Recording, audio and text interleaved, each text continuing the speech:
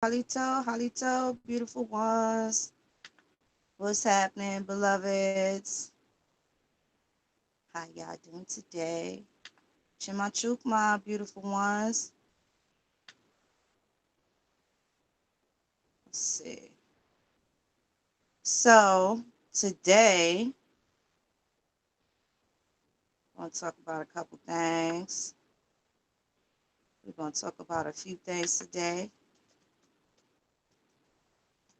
Halito, beloved, can y'all press 1 and let me know if y'all can hear me okay?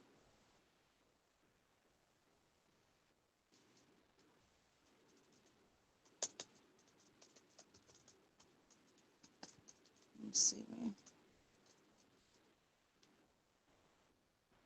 Okay, great. Okay.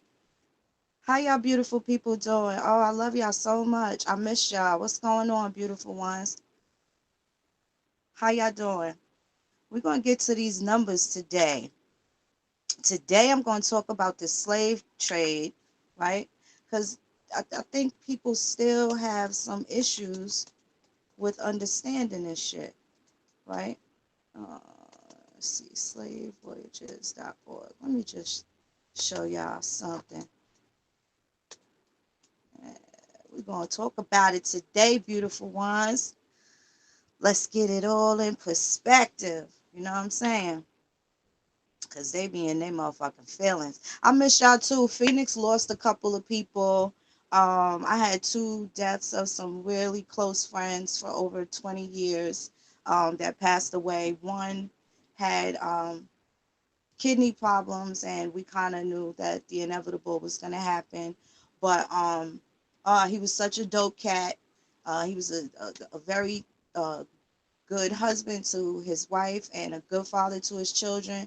Just a regular, excuse me, I don't want to call him regular, an extraordinary serviceman to his people, man. He was a awesome servant to his people. And, you know, he's one of them people that no matter what's going on, he could be sitting in a hospital bed, you know, getting his dialysis or whatever, and he still got the right things to say to somebody to make them feel whole again. You know, so when people are so selfless like that, through all the pain and everything that they deal with, and to still be able to have something kind to say and something, you know, feel like they still got work to do, even though their body is not physically there, his heart and mind certainly was. And I want to dedicate this show to my friend Christian Green and my boy Ronald Johnson, aka Q. I'm gonna miss them fellas. My head up. He was troubled, and you know, I just want to say that don't let your people walk around in a bad way. You know what I'm saying? Don't let your people walk around in a bad way. If you see your homegirl and all of a sudden she don't want to hang out with you no more, and she looking skinny and she off her game and she looking like she doing some shit she ain't got no business doing, if that's your friend, you stop your friend. You make sure your friend is good. You call them out on their shit. Don't let them walk around injured. You know what I'm saying? And they walk around fucked up thinking nobody gives a fuck about them enough to tell them, you know what I'm saying, what time it is. So I just want to make sure y'all looking out for y'all people, man. We got to get over this other shit, and we got to be servants to each other. You understand? There's no way around that. We are here to service each other and others. You know what I'm saying? We got to service everybody. That's what we do. That's why we're called the soul people. You know, shout out to everybody in the chat. I love you, beautiful ones. It's so good to see y'all. I'm so glad y'all here right now. Y'all don't even know. Shit means everything. Um, so yeah, you know, I just wanted to shout my people out and stuff. They real good folks. My hitter Q, he wasn't no, um, you know, he went in and out of jail, and you know, he was a real nigga. I'm gonna just tell you that. With no disrespect going on his watch, and you know, he loved his peoples. You know what I'm saying? And I'm gonna miss him. You don't gotta be a rocket scientist or have some sort of important position to be loved and missed by people when you pass away. You know, it's how you deal with people and how you respond to the way that good people deal with you, you know, and you respect those people because once they're gone, you can never get them back. Rainstorm, Shout out to you and your family. I'm very sorry. You have my sincere condolences regarding your nephew. Um, the ancestors got somebody great. They had other plans, so he's not alone. I'm sure he's not alone, just like my peoples are not alone either. And it's up to us to make sure that we keep that energy. You know what I'm saying? Because the tent could leave. The physical tent may go, but the energy, it never dies. It never dies. I'm sending you super, super hugs and much love through this troubled time for you and your family. A nephew, a niece, they're much like sons and daughters to aunties. And I know all about that. So peace and love and restoration for you and your family during this troubled time. And that goes for everybody. Whatever it is y'all going through, I'm just sending huge amounts of energy and love for you guys. Just know that you may get knocked down, but I'm gonna tell y'all niggas, don't you ever let these motherfuckers see you get knocked out. You understand? Don't never let them see you get knocked out. That's it and that's all. And if you feel like you can't get up, don't be afraid to tell somebody you need some motherfucking help getting up. Fuck that shit. The dumb questions are the ones you don't ask. And sometimes you got to see what you can see to see what type of people you around or the people that you dealing with. That's true. And you got to test people sometimes just to see if they'll return the same love. Even though you do things selflessly, you still need to know who you can go to in your time of need. Because there's always going to be a time of need, whether you think so or not. You understand? Even though you do something for one particular person and you know damn well they wouldn't do it for you, that's okay that you do that. But just know that there's going to be other people that will do exactly what you need without you even asking. Sometimes the universe just lines shit up that way, especially when you're doing good service. You understand what I'm saying? With no malice and no larceny in your heart. When you're doing good service, don't think it's gonna go unrewarded at all. Even when it look like you motherfucking losing. Sometimes you could gracefully bow out, and once you do that, that is fucking winning. I don't give a fuck what it looked like. That's a win. Secure the bag. Secure the motherfucking bag. You know? So yeah, don't worry about none of that other superficial shit. Ain't nobody taking your cornbread. You know what I'm saying? We getting activated, and that's the best thing that we can ask for. That's the best that we can ask for. This activation is serious, and this is going to be for the greater good. Even if all the shit we dealing with right now that we building, that we're establishing, does not come to fruition in our lifetime, it's a good deal that we got a head motherfucking start. You know what I'm saying? We got a head motherfucking start, and our kids got a fighting chance now. See, we had to learn a lot of things on our own growing up in the 70s and 80s and stuff like that. The end of the 80s was a whole nother fucking ball game. And this is why they called us Generation X, because they thought they was going to cancel us out like G Money. And look at how we proved them wrong. Look at how wrong we proved them. Just being here after the 80s and 90s and the shit that we went through up in some of these neighborhoods and anywhere USA, right? Aftermath of all the things that our ancestors and antecedents have went through. Look at the fucking survivors that it made us. Take that fucking pain and turn that shit into your warrior spirit and be your best self. All right? Be your best self, because the same motherfucker you was 20 years ago is probably not the same person you are today. Don't let that fucking shit saddlebag you. Don't let people try and throw that shit against you. It's motherfuckers that smoke crack in 87 that's doctors right now. They achieved their dreams, their goals, and nobody even remembers when they were selling motherfucking VCRs. Okay? Nobody even remembers that shit. Okay? So don't fucking let nobody drag you through no shit that you ain't no more. But you better fucking stretch your feathers like a motherfucking peacock, like the motherfucking eagle that you are right now. You feel what I'm saying? I just wanted to give y'all some words that was, that I was feeling. So this way, the vibes is right when we execute this shit right here. So let's get into this shit. Let's get into it right now. So I want to shout out to my brother Michael T. Moore, right? Because he made a post today regarding the numbers to these slave ships and shit like that. And I don't think people have the proper understanding exactly what is a slave. So we're gonna clear that shit up. And also we're gonna get these motherfuckers in the right motherfucking way. Let's see. we're going to make sure we put it down. We'll make sure we put it down.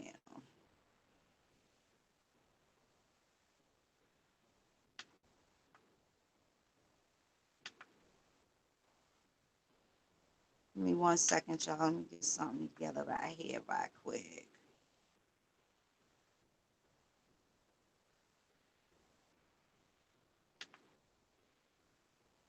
Stick it.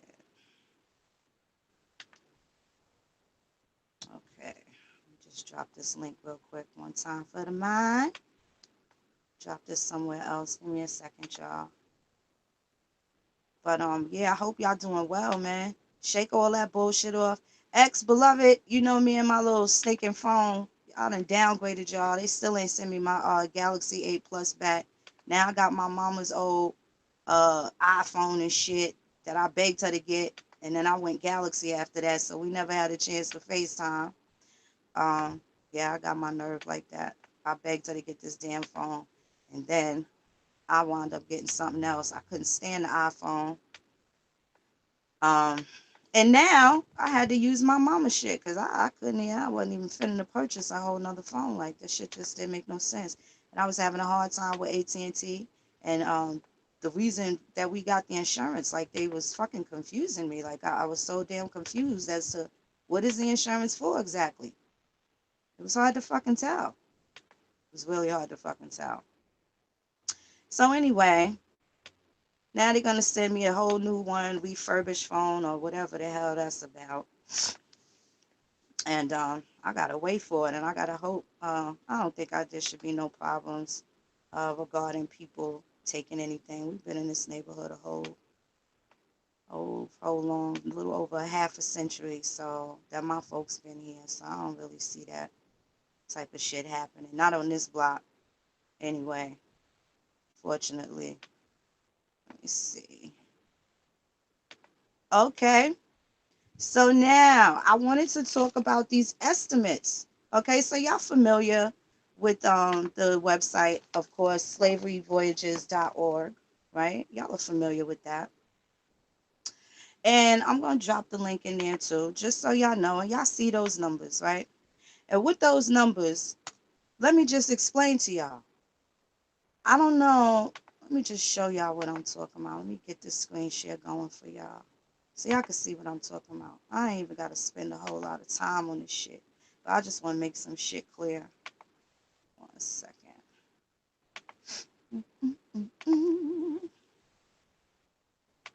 I was down south, y'all. Let me tell y'all. I was down south. Everything was lovely. There was definitely some bugs and shit. Y'all know I don't fuck with the insects and creepy crawlies and stuff.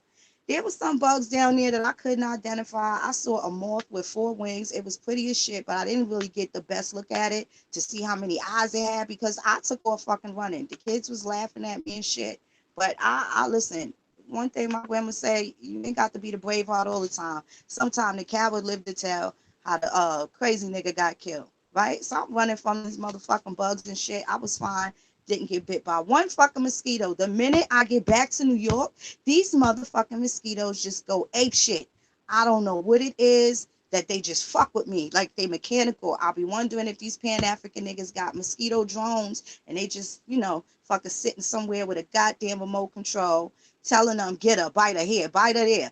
All right? And then some other shit bit me the other day and I flagged it away. But when I tell y'all, it felt like every periodically there was no bump, no nothing. But I know the goddamn bug was there. I smacked the little motherfucker off and I'm telling you, my arm was burning like somebody was flicking cigarette ashes or some kind of ashes on me.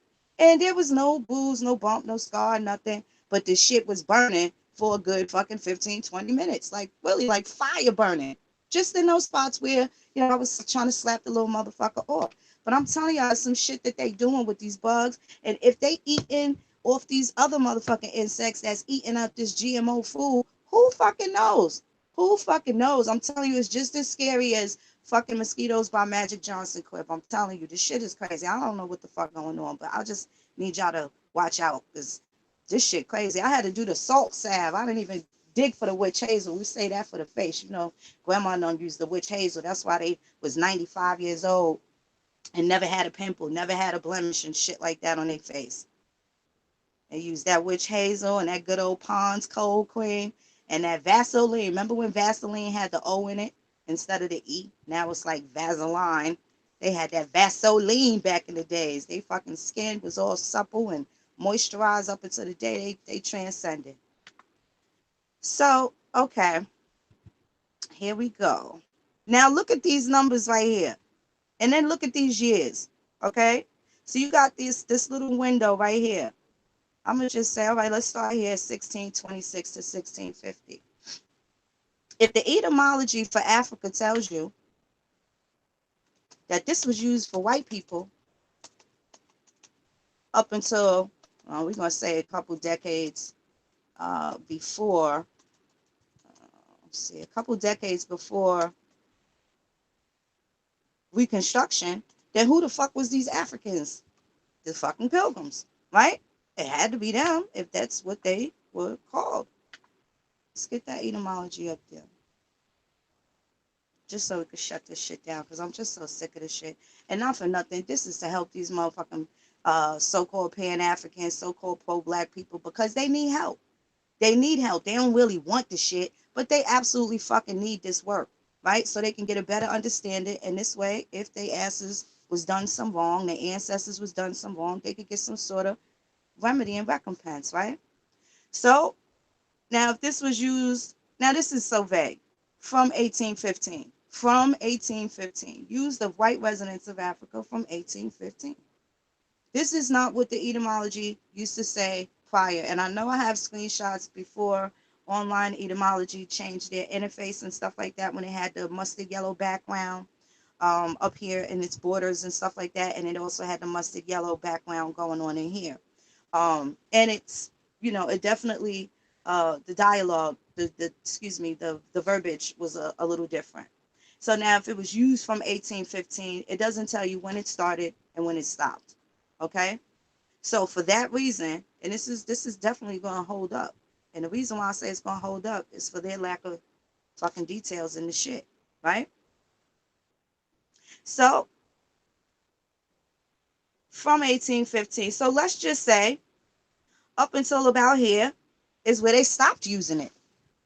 So who was the Africans that got here prior to them? It would have to be the Pilgrims, right? It would also be them. Because what happens is when they're talking about these numbers, now after 1808, there was no more African slaves coming in. So where was they shipping these people? They were using Indians. It was the Indians that were being intercontinentally traded. We know for sure back here in the 1600s, they had sent King Philip during the King Philip's Wars. They sent them to Barbados, Bermuda and Jamaica and all these other places. So if they was flip-flopping all these Indians, and you had to send the wild Nova Scotia Indians to Jamaica and to Haiti and vice versa, and you had Haiti, who was free for a very long time. Haiti, who was free, they was able to do what? That other motherfuckers, other Indians couldn't do. They was able to contract. They was able to negotiate deals for their labor, right? This is why most of them ended up joining the service after the Revolutionary War. And what did they do? What was their mission? To go and colonize what? Sierra Leone. Okay? They went to colonize Sierra Leone. And somebody gonna have to explain to me why the Geechee language, the Gullah language, it sounds simply the same as our Caribbean brothers and sisters. It doesn't have any African twang to it. And all of the pidgin languages that sound similar to ours here in the Americas, unfortunately, they don't sound African at all. They still sound like either you got fresh out of Kingston or you fresh out of Kentucky.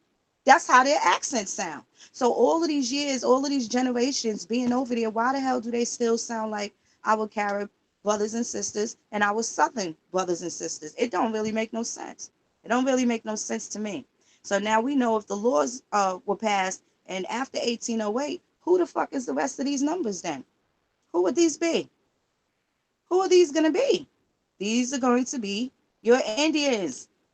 because they certainly ain't bringing in no Africans, and I'm going to show you why these numbers is wrong. Okay, now let's check this little. Now look, this is U.S. coastwise inward and outward slave manifest, and this is from 1790 to 1860. Okay, and the reason why I am showing this is because let's just get some random people. We don't even gotta. And the reason why I'm going to show you this is because these niggas is lying like a motherfucking bug. And you want to look, see, a lot of people don't know exactly where to look. You got to look for immigration and travel. Okay, this is a little genealogy tip. Passenger list. Now, y'all better look up the word passenger because they're going to have to tell me who the fuck are they calling slave. Let me see. I don't even know what to put. Let me just put a random name in this motherfucker and see if anything comes up. Let's see. First name, middle name. So they didn't have last names, clearly they're saying. Let me just see. I don't know. Pick a name. Let's say Alan. I don't know. Let's try. Let's see if there's anybody named. Okay. Now let me just show y'all something. Now these are inward and outward slave manifests from 1790 to 1860. Okay? This shit ain't got nothing to do with Africans, and I'm going to show you how, and I'm going to show you why. This is U.S. Southeast coastwise, inward and outward slave manifest. Okay, let's look up this word, coastwise. So I'm going to tell y'all these motherfuckers full of shit. Coastwise, along, following, or connected with the coast. What that got to do with Africa, y'all? You don't have to tell me. Hold on, beloveds. I got my little thing. Hold on a second. No, it's not. Okay, I'm doing something right now. I can't answer that. That ain't him. Okay. Let me see something. Just want to make sure y'all can hear me, right?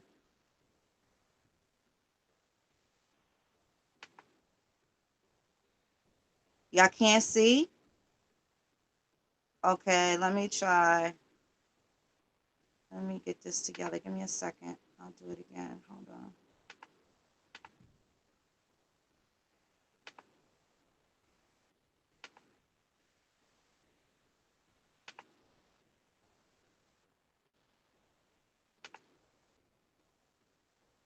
Okay. Y'all can see now? Can you type one? Okay, there you go. There you go. There you go. All right, so I was just doing the definition of coastwise, so it's really clear that they was moving motherfuckers up the coast. And here go the proof right here. Let's go to an actual manifest. Okay, now this is going to include laborers and prisoners. All right. Now, this particular one here, it just has their names and ages. So what y'all going to do, because you don't know what the headers are here, right? You don't know what the headers are up here. So what are you going to do? You're going to go over, even if you have to go to the first page to see what the other information was, because what they did oftentimes was ditto, ditto, ditto, ditto, ditto, ditto, ditto, ditto, to save time from actually entering, the same thing. For instance, if you have James, Joe, and Jack right here. Okay, so if they're all 12 years old, then they'll have 12 right here, right? They'll have that he's a male, of course, and they'll have the age 12, and ditto, ditto, ditto, ditto means that these next following people are all the same age. You see? So when you see those markings, then you know you probably should just keep scrolling over until you see the top header of the page. Now these people here are coming in, manifest as slaves on board. Now this one didn't list the ship. Is at present master bound from the port of Mobile to the port of. Now it doesn't say, but it tells you where these motherfuckers lived at. Okay? It tells you the shippers and owners, the name of the people, the sex, 25. Tells you their height. This one was 4'6". And class. The class is black. Okay? Not the race. The class. Let me just zoom in. You see that? The class is black.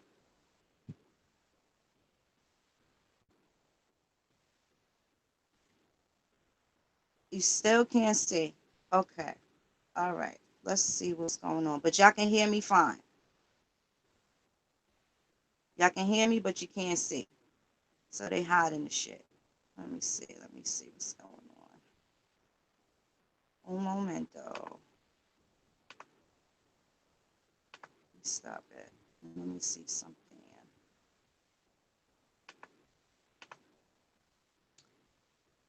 Why they wanna play the games on me? Let's see. Okay, so y'all can hear me, but you can't see. Oh shit, let's just do this, y'all. Let me know if y'all can see now. Can y'all see now?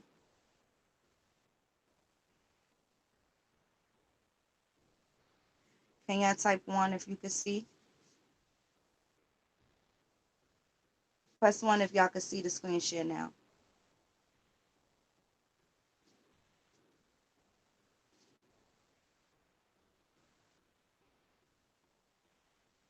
What?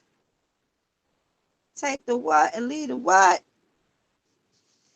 Oh, let me see something here. One moment, beloveds.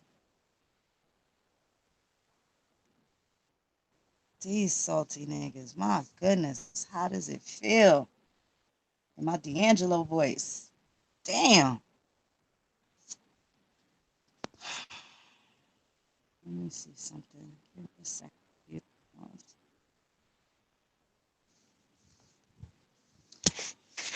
They really acting salty.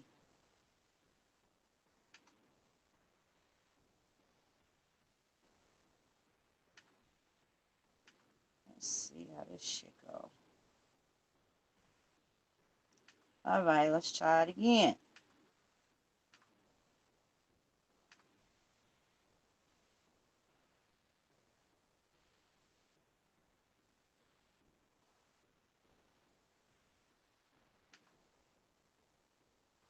Ah, touche. Okay,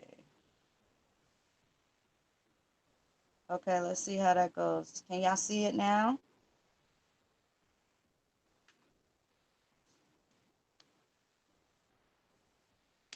Okay, let's see. Can y'all see it now?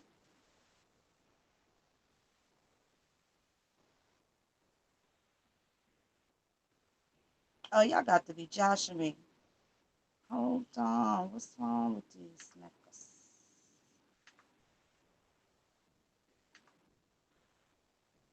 Let's try this shit one more again. Share.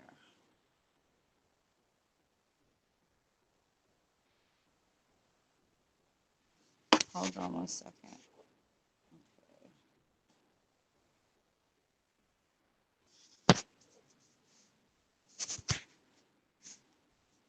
Okay, one of y'all text me. My sisters was texting me. Can y'all text me now if y'all can see it?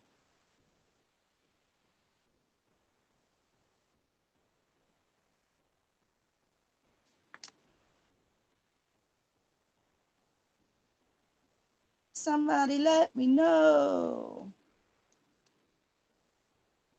Okay, hold on 1 second. This shit, remember that old Woody Woodpecker cartoon? When he kept saying, can you see it now? And Woody kept saying, I can't see a thing. When they was trying to spell the shit in the alphabet soup with Buzz Buzzard. Oh, they bullshitting. You still can't see it. Let's see. Okay, let's try this right here. All right, how about now?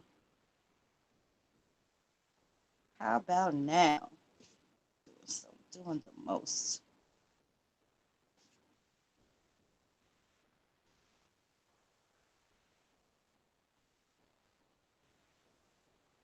Okay. Is that going? Okay, y'all can see now. Okay. Strength. Strength. No weakness. I was just looking at those little boys. I love them. Okay.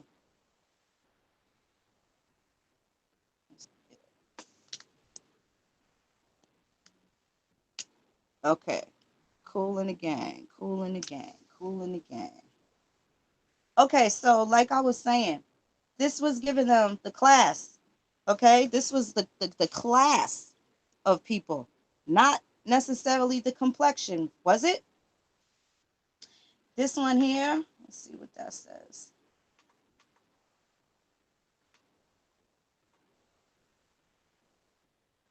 I'm trying to read what the hell this shit say. Now this is about this colonial English Lake class. Huh. Whatever it was a ditto right there. Now you know what the categories were. Let me go back because the actual record that I used, they didn't allow you guys to see it. So now that I figured it out, I got it to the present everyone. Now this was the record regarding Allen. So I just put a random name in there. So I hope y'all was paying attention to the U.S. Southeast Coastwise Inward and Outward Slave Manifest. Now these are available outside of Ancestry. So if you don't have a paid subscription to Ancestry, you certainly will. I'll find the links and I'll put them in there. You can definitely get them from the National Archives. But I just need y'all to know that these are coastwise, inward, and outward. Okay? And I'm going to go to a couple of other records just so y'all get the gist of what it is that I'm saying. There's going to be some way more legible. Let me see. Let's just pick some more that have the explicit detail. And of course, these are 1829. So you know that after what? There was no importation of any African slaves. So they came from, these are the ship names. Priscilla. Priscilla was on the Violent. Okay? Now, this one, estimated birth year was 1817. The age of this particular Allen, he was 12 years old, and his departure date was 1829. So there's going to be an incoming date also. All right? Now, look at Priscilla right here. Departure port, Savannah, Georgia, to Charleston, Carolina. I don't even got to go that far. I don't even got to go that far. These are your coastwise. So they're coming in from along the eastern seaboard. Okay? Savannah, Georgia. Charleston, South Carolina. They had the ports in Mobile, Alabama, and they also had ports in New Orleans. These are going to be the major ports where people went to. Now, Pensacola to Mobile, Alabama. From Mobile to Pensacola. From Pensacola to this place, to that place. But the point is, these are all domestic. They're all fucking domestic. All of these manifests are domestic. And you know what that's going to line up with? And that's going to fuck these estimates up. You know why? Because you know that this shit is going to include who? Okay, let me ask a better question. You know that this shit is going to exclude Africans. How about that? It's going to exclude them. Okay? It's going to exclude them. For that reason. This is basic logic. This shit ain't got nothing to do with Phoenix Court of Opinion or none of that fucking funny shit that these motherfuckers will try and accuse you of. Now let's go to the other ones. Now this is funny, and I'm gonna tell y'all why it's funny. And that's for immigration and travel. Now I want y'all to go to I'm gonna go to the passenger list. 1 second. 1 second. Give me a second, y'all. I gotta take this call. One moment. Let's see who that is.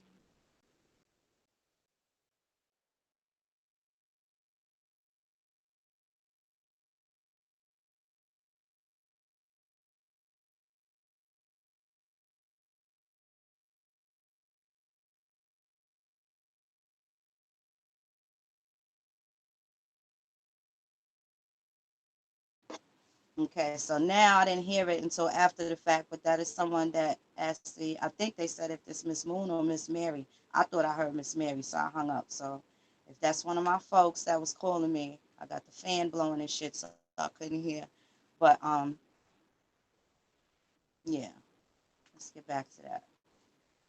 And I'm really not sure why, text me if you know that I'm on a show or on a live. The calling, that's an interruption, right? I could excuse myself, but discreetly text me. Shit. Tell my mama that all the time. It's good for everybody else. So, these numbers.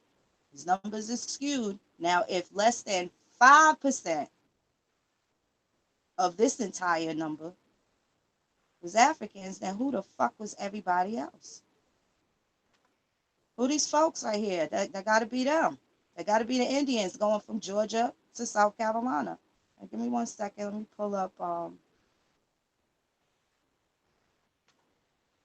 1 second. I'll do the screen share again in a moment. Give me 1 second.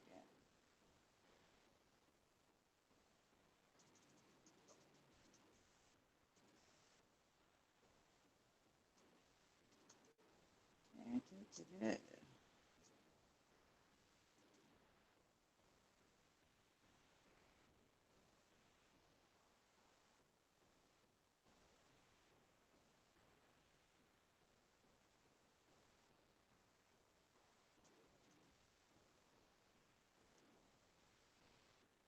1 second. Un momento, beautiful ones.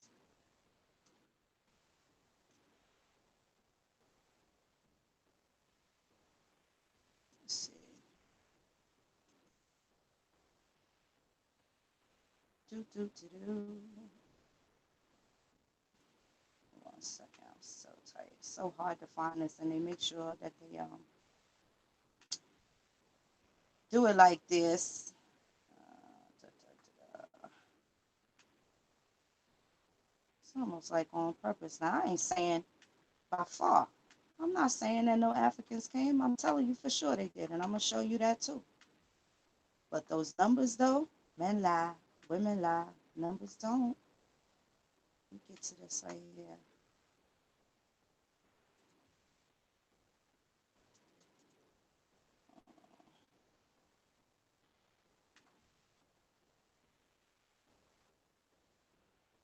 Give me 1 second.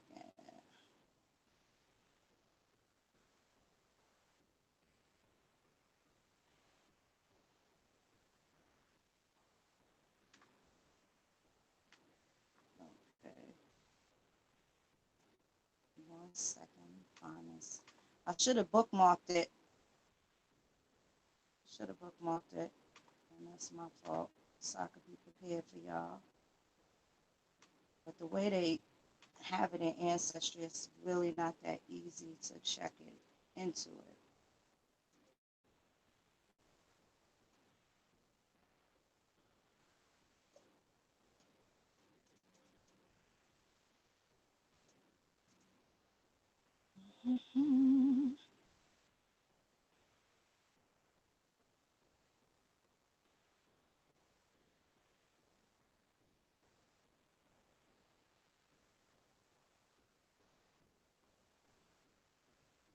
Give me 1 second.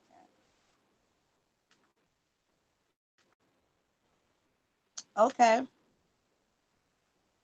me keep that page up. Now I gotta open up another one because I want to show y'all.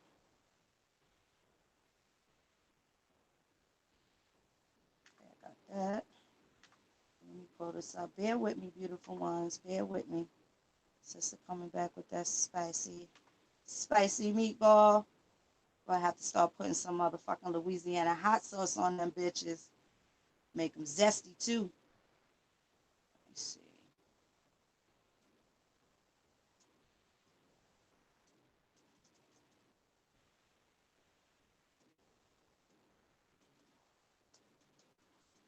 And the way that they label it, the motherfucker go right over it. It'll go right over their head, and you won't think it's pertinent to you. And some people just don't know what the hell they're looking at. Let's see. I am so mad. And this link here, Okay, let me take that out.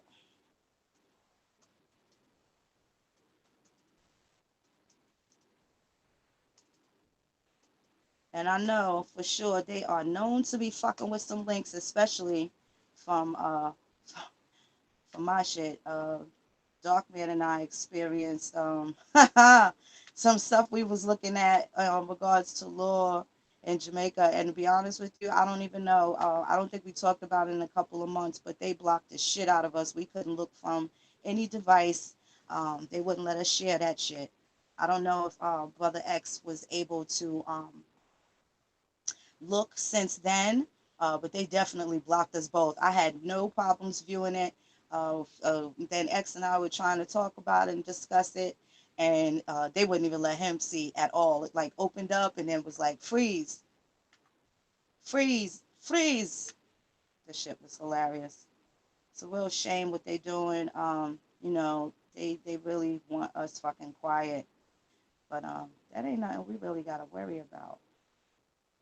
It's really nothing we have to worry about. And if I don't find the exact name of um, the books that they're in, then it's very difficult to pull it up. So let me try this right here. And you do this shit so much, it seems like I should know this backwards and forwards, but I'm gonna tell y'all,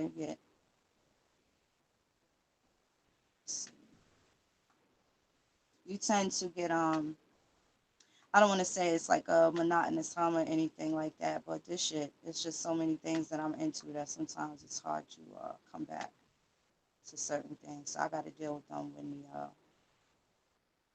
when the spirit moves me, when the ancestors say so. Uh, but this shit right here, let me see. Okay.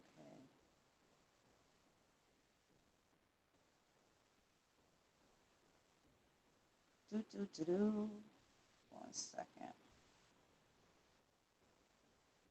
And y'all know they needed passports to go from state to state, from country to country, right? You know that they needed passports to go from Alabama to Kentucky.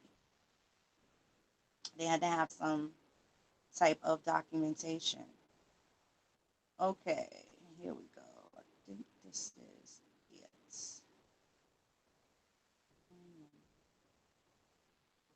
Un momento. See this one right here. Un momento.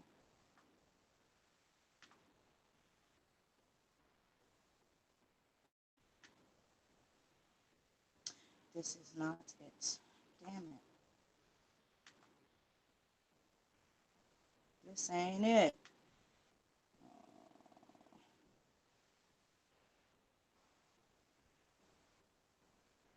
Come on. Let's see. Let's see. Let's see.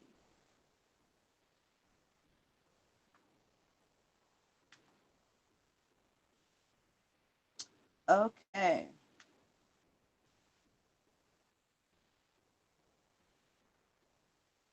Now let me tell you how so many motherfuckers just be talking shit. Because now I wasn't even looking for that, but um, I just found South Africa city and area directories from 1813 to 1962. So what is it that they can't find exactly? I'm a little confused at that. Give me 1 second. Maybe if I go back here, there's going to be a drop down category.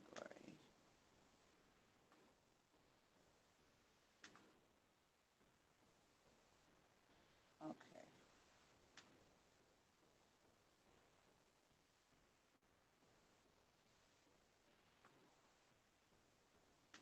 Let me see if this is it right here.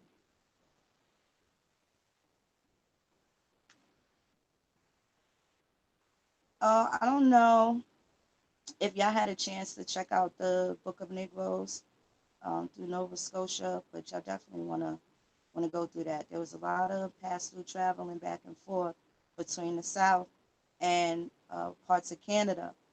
So keep in mind that Louisiana in 1807 would also be the same as Illinois, okay? With respect to them separating the counties and these imaginary borders and lines and shit like that. Keep in mind what the territories were, okay, at the time. Just want to keep that in mind because that'll tend to make you think that you're overlooking your, and then at that point you can overlook your folks easily. Let's see, 1912. See, these are the wrong years that they're providing me. I'm getting a little type of aggy. But you gotta be patient, and as long as y'all patient with me, I'm gonna make sure I put this shit down so y'all can easily refer to. Um, I'm telling y'all, I'm working on my cuss words. It ain't cursing. I'm working on my cuss words because um, I want to start doing things for the children. Just so y'all know, I got a speaking engagement. I'll also post a link. I'll be in Harlem on July 28th. Got some really good sponsors, and myself, Gabriel Rich of the Rich Report, Tasha Shee. We will be in Harlem at this speaking engagement. It's going to be $25 per ticket, and this is going to be something that will give you guys a head start for this 2020 census coming up. Um, okay, I'm going to use this one too. So now I got a couple of them. Give me 1 second. And I want you to see how the shit is worded and disguised, right? So you don't think that that's what it is.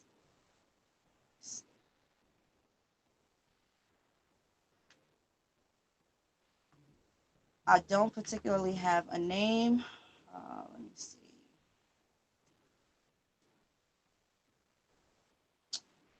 To put in for the search query. Oh, y'all making it hard, these sons of bitches. And I just want to show y'all that the window is from 1789 to 1798, and it has where they were coming in from. So I think that I bookmarked it, and that is such my fault. So my fault. I should have bookmarked it. And if I did, I'm not even certain where. If it's on the tablet, on my old phone that shit the bed, or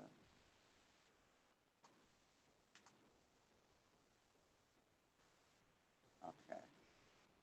Haha. Let's go to this one.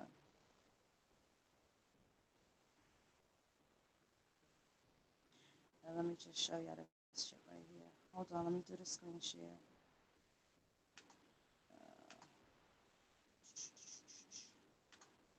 Okay.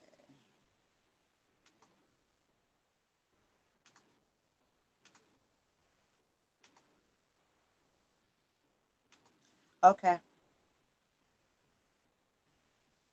Now I need y'all to type one if y'all can see that. If y'all can see.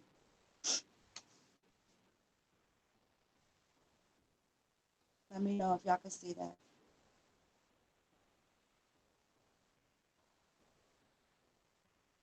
Two birds of the same feather, you ain't never lied. Richard Ram, much love and peace to you too, brother. Okay, so y'all can see this. Now let me just show y'all this book right here. Now this is More Immigrants in Bondage. So of course there's going to be the series. So when you're in Ancestry, all you got to do is go to that same link and you can go right back. Sometimes if you go back out, you exit the page or something like that, you may lose your place. But certainly you can go through and you can do this drop down, and sometimes when there's other lists in there, you can easily access them without having to go all the way back out. But these are going to be some other manifests proving who these motherfuckers are. And they're going to be primarily, and from my observation, Maryland, Pennsylvania. These are where your white slaves came in. These are going to be where a lot of your white slaves came in. And these motherfuckers were in bondage. Okay? And these might not even be your white slaves. Because an immigrant with an E is a little different than the one with an I. Now, that's somebody that gives up their homeland, okay? They denounce their citizenship elsewhere. They denounce that and go and start somewhere else. Let's get the etymology for that. So, let me see.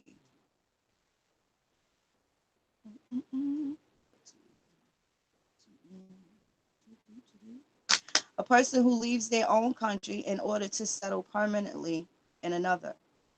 Okay? Now let's go to the immigrant with the I.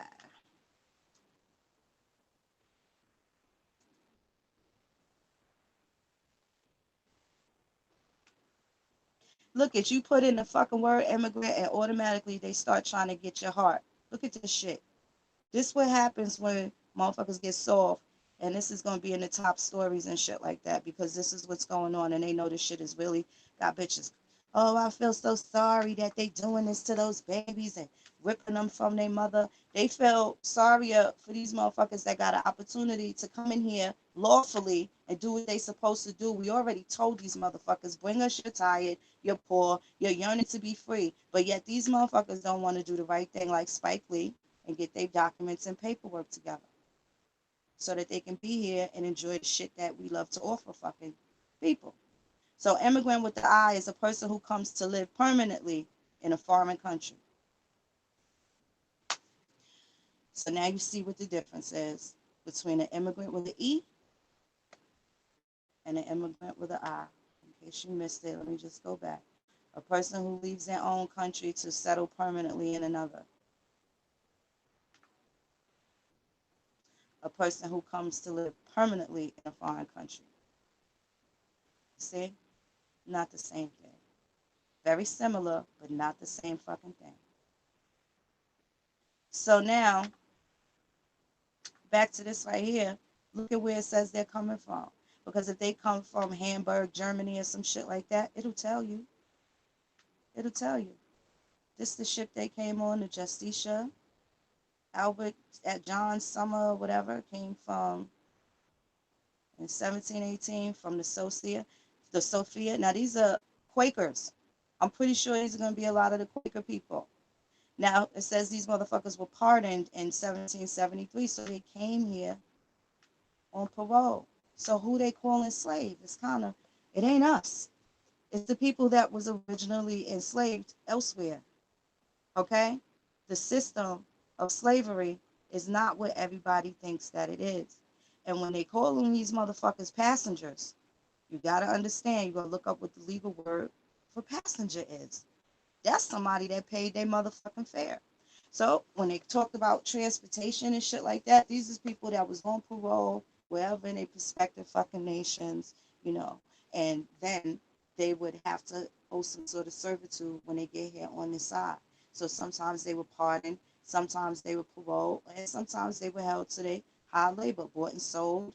The same as everybody has this picture in their mind of, you know, the so-called Africans and stuff like that. This is what was happening to these crackers. This is what was happening to the pilgrims. So what's in the word? We definitely need to find out. Now this person here escaped, but was recaptured and executed. Okay? Check out some of these names. South Montgomery. Oh, you gotta check out some of these names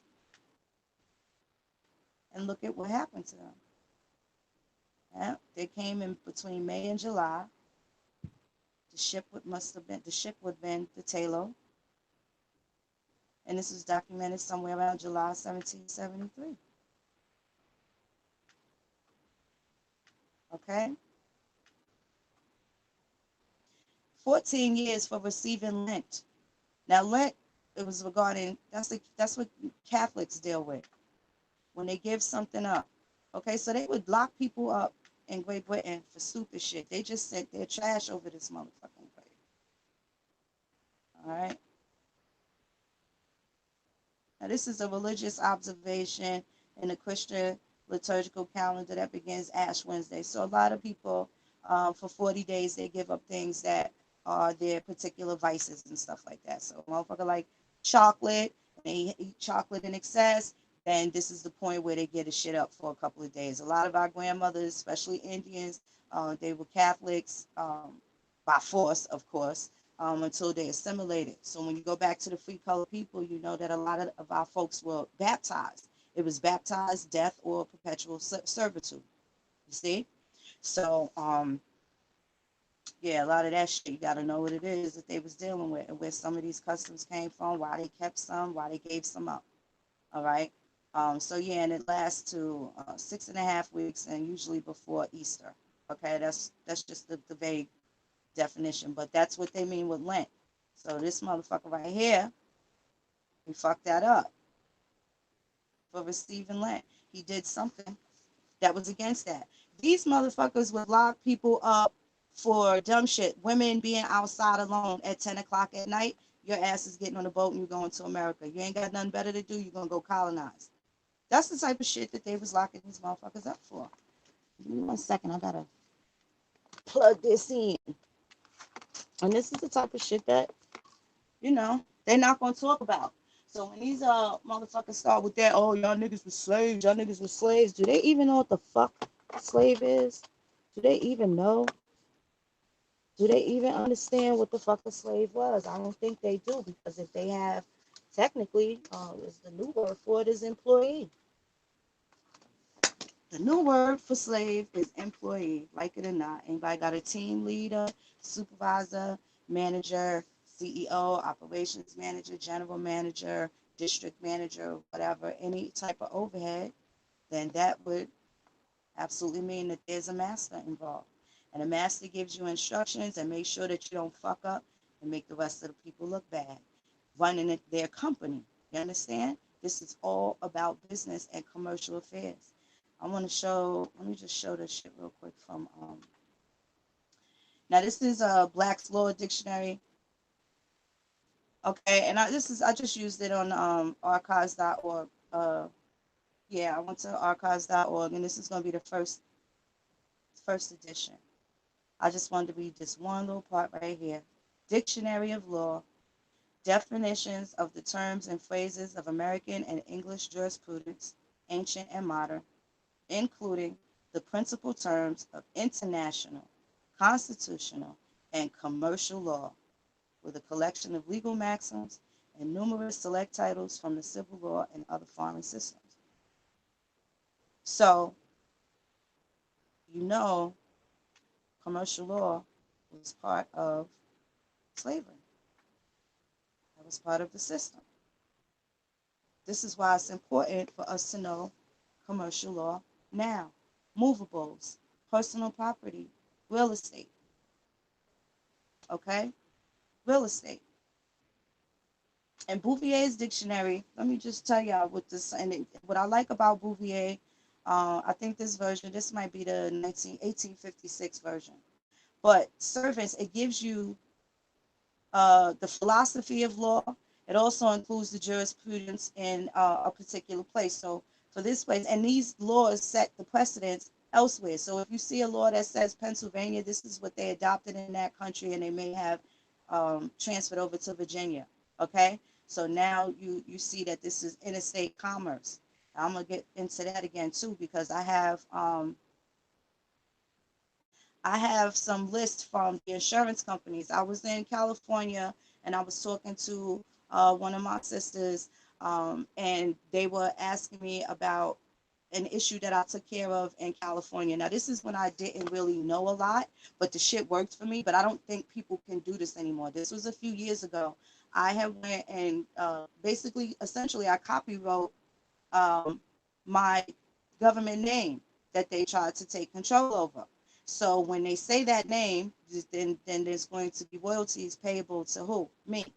Okay, and I did this in Riverside County, California. They gave me a really hard time.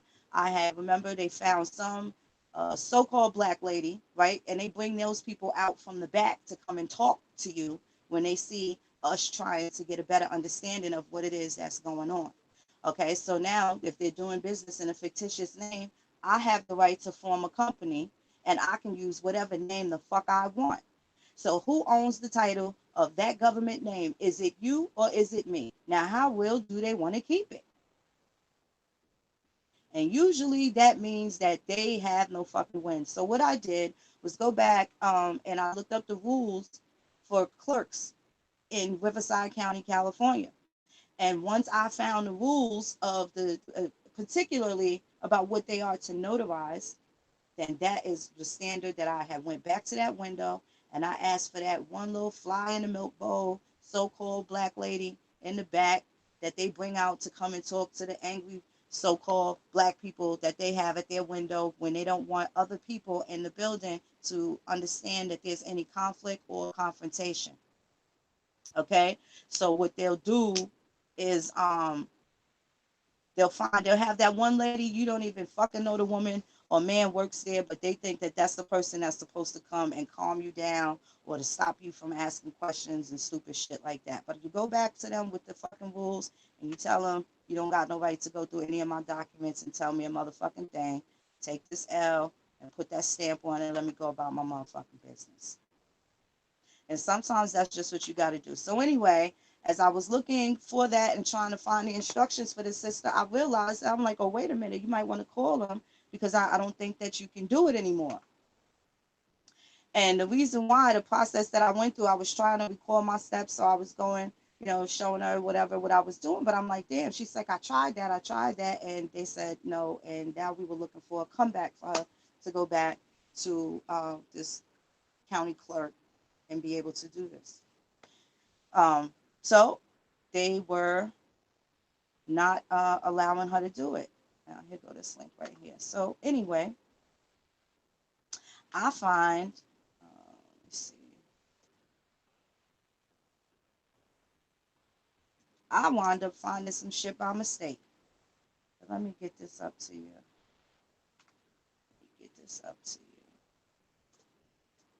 And the state of California passed a law regarding this shit and everything. So while everybody else was worried about one thing or another, California Department of Insurance was like, oh no, yeah, we have this and this is what y'all gonna do. So without further ado, let me just get this over to y'all. And I'm gonna drop this link in here. I'm gonna start from the main page because I want y'all to read through this shit. I want y'all to read through it. And the reason why I want y'all to read through it, look at some of these legal words. Let's see. There go the link. Oh, no, that didn't work. Hold on. And I want y'all to read through it and look at these words and see how they apply today. So motherfuckers was insuring slaves like property. So if these motherfuckers had all of these so-called millions and millions of fucking slaves, why was they only insuring one or two? Okay.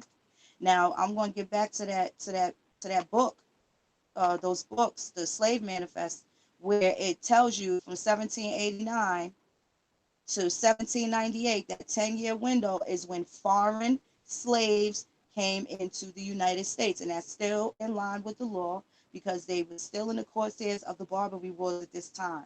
And this is going to also be the precipice leading up to the War of 1812. And there was still plenty of aftermath after 1786. They also had to pull some sort of coup d'etat in 1789 to where George Washington and them, at that point where they had now captured Tripoli, they now captured those Moors, and the people that they captured were the North African ancient Berber families that enslaved those motherfuckers. That's who came through. Those are the foreigners that came through your South Carolina ports. Okay, and that lines up with the Negro Act. It also lines up with the Sundry Moors Act, to where only four of them sparked this big old thing, to where Moors that were in commerce and amity with the then monarch at that time had this particular protection. Vassals, anybody that was willing to spy or be on their side, the vassals, whether it was the Indian or whether it was the foreign Moor, these are the people that had particular treatment and they were able to obtain and maintain political prowess. So they were able to get some shit done. But if they caught your ass out there, you got a felony, then guess what? Your ass can't vote. You have no political say. So that's why it's important to understand what the fuck a slave is. Also someone that has no political rights whatsoever. Okay? Whatsoever. So let me add this page right here, and I'm going to show y'all this funny shit.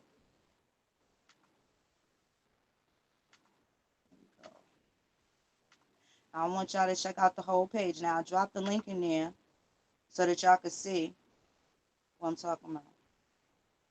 Now, this slave era registry, check out what the California legislature says about the insurance policies from the slavery era have been discovered and how they made, Senate resolutions, Senate bills 2199, Section 1A, and it tells them that they had to upload and list this shit. So I'm pretty sure that Aetna, New York Life Insurance, and I worked for these motherfuckers. New York Life Insurance, that is one of the jobs that tried to pay me $80,000 a year, and them bitches ate my lunch. I lasted a hot 2 weeks at this motherfucker. This is before I left to move to California. I lasted a hot 2 weeks at this bitch. Somebody ate, my aunt was out here from California visiting. One of my other aunts had brain surgery at the time, so it was a lot of family coming in from out of town so that we can make sure that she nursed back to health correctly. And my aunt made some beef short ribs, all our soul food, cornbread, string beans, and all this shit. And I went to work at this motherfucking job. I was broke as shit, right? I was broke as shit, still recovering from spending all that money on fucking lawyers and stuff for my son.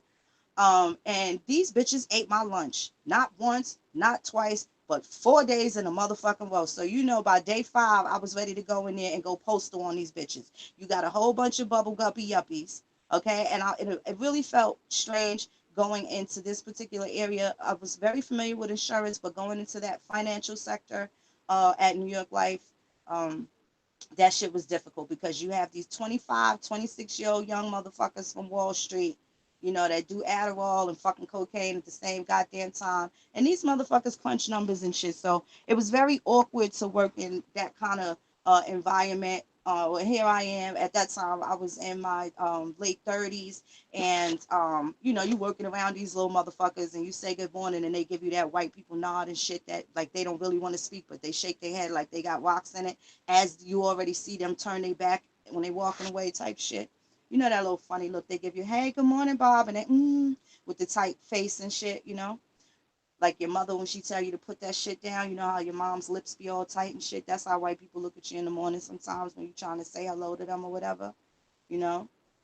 So, but them bitches ate my lunch, and I was fucking pissed. And then I was fighting with the goddamn Metro card and all this other shit. It was just a mess. So, I just remember thinking how this shit wasn't gonna work for me.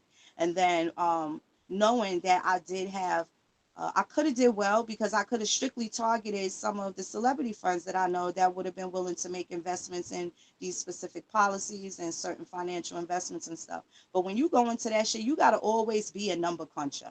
Okay, you got to always be in those fucking sectors in order to be successful with the way that they do shit now. Before, you used to be able to get these great jobs by experience, and then somewhere in the Bush administration, the experience would have to be commensurate also with a degree, and then sometimes you would have to have specialty degrees and stuff like that, plus the experience. So they just started figuring out a way to fuck people over out of decent positions where they was able to sustain themselves and shit. So yeah, go back to this right here now. Let's look at some of this shit right here. Y'all can look at the rest of these links in your leisure, but I want to show y'all this because it's important. And this is why I be asking, well, who the fuck are they calling slave? Now, the first person on this list, his name was Aaron. And so far as we know, he's from Henderson, Kentucky, not fucking uh, uh, Accra, Ghana, no shit like that. Okay? And he was a fireman. All right, so they had a policy out on him as a fireman. Here is the so-called slaveholder Brown. Now, this slaveholder Brown could have been his brother. It could have been his father, for all we know. But this is going to determine how ill somebody's research is because now you got to make the correlation. So if only these are the only people that came through this motherfucker, and most of them was Indians, then that means most of the slaves in its entirety are your motherfucking grandmothers holding on to her sons, daughters, nieces, nephews, and grandchildren as a family because if something happened, then they would have a specific amount of time before they could be sold and taken away. So when they have these dreams, oh, they just was whipping people, kids from them and all this other shit, I'm going to tell y'all it was a process. If they ass couldn't move out of Virginia once they were emancipated or free within 12 months, 90 days, 6 months or some shit like that, then guess what? The sheriff's coming. The sheriff's going to pick them up. The sheriff's going to sell them. They're going to recoup their money for housing the inmate for X amount of days. They're going to recoup the money that goes to this fictitious county of jurisdiction for any inconvenience, and the debt to society is going to be paid. They are going to lease out this particular slave or sell them somewhere else. You see? But if you ever notice these runaway ads, these motherfuckers never have the same last name as the master. Nobody. And that's because nobody ran away from their motherfucking grandma. Look at all the motherfucking runaway slave ads, and you see the fact that they always got a different last name than the motherfucker that put the reward out looking for their ass, right? So now you never see a slave named Henry Johnson left the house of Henry James Johnson, his master. And the reason why you don't see that shit because they didn't have no reason to run away from their fucking grandfather. But grandpa had to list them as slaves and pay taxes depending on which city or county that they were. And those are listed in the Free Colored People Registry. So it's important to know where they was at, what laws they was dealing with. You got to know what laws they was dealing with accordingly, because they are some serious fucking penalties for fucking around with what this so-called slavery shit is. There was serious fucking penalties involved in what the fuck that they can do and couldn't do. Let me go back to this Bouvier right here.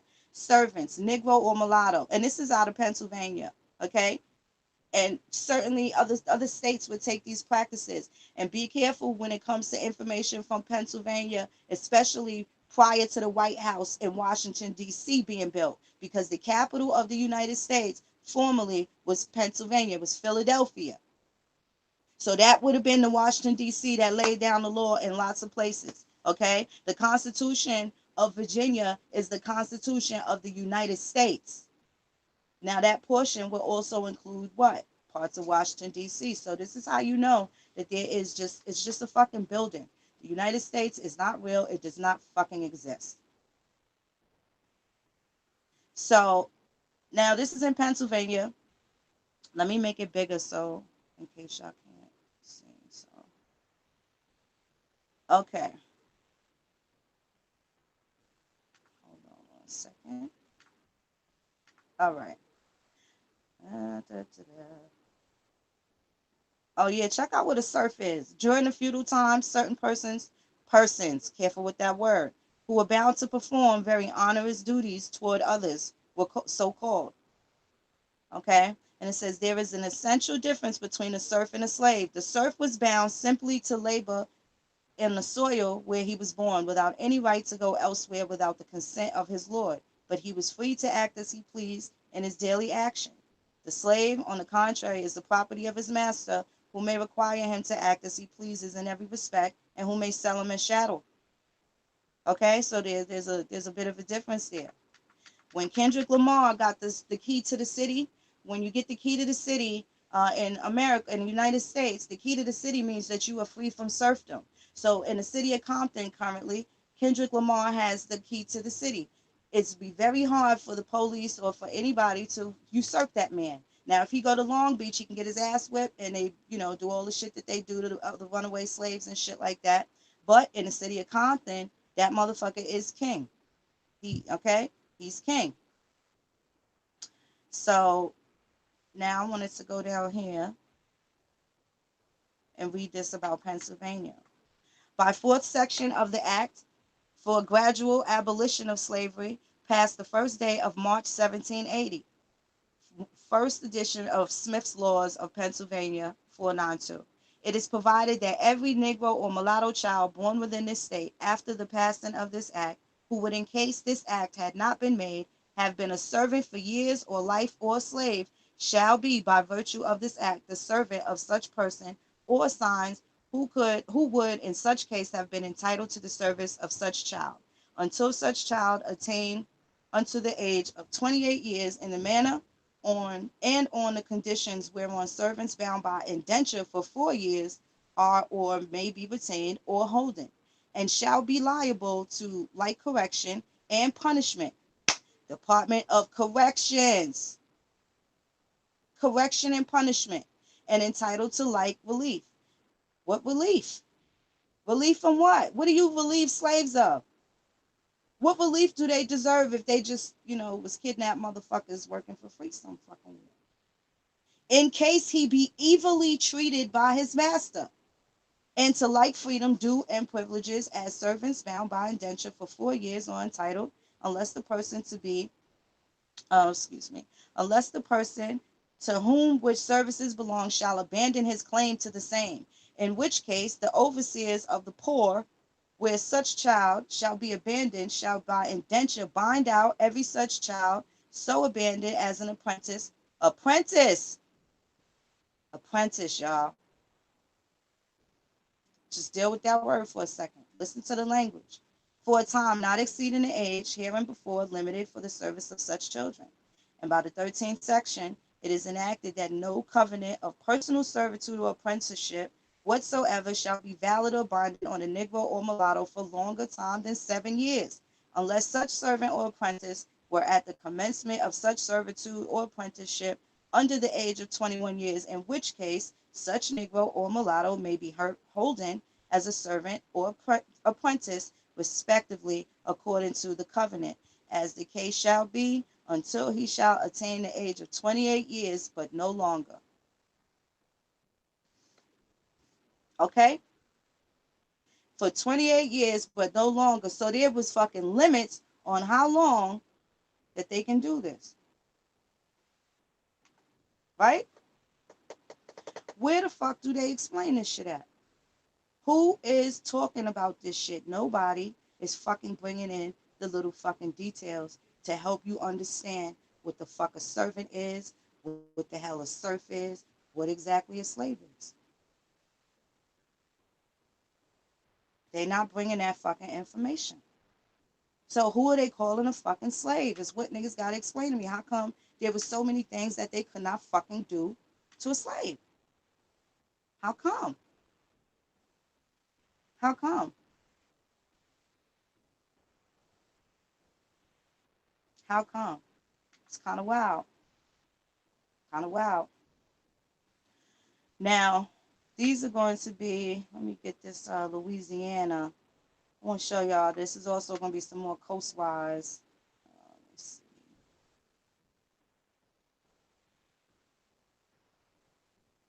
Coastwise. See, this is Mississippi, but it's 1903. So it's not really necessary that you deal with that. You want to go for the old shit.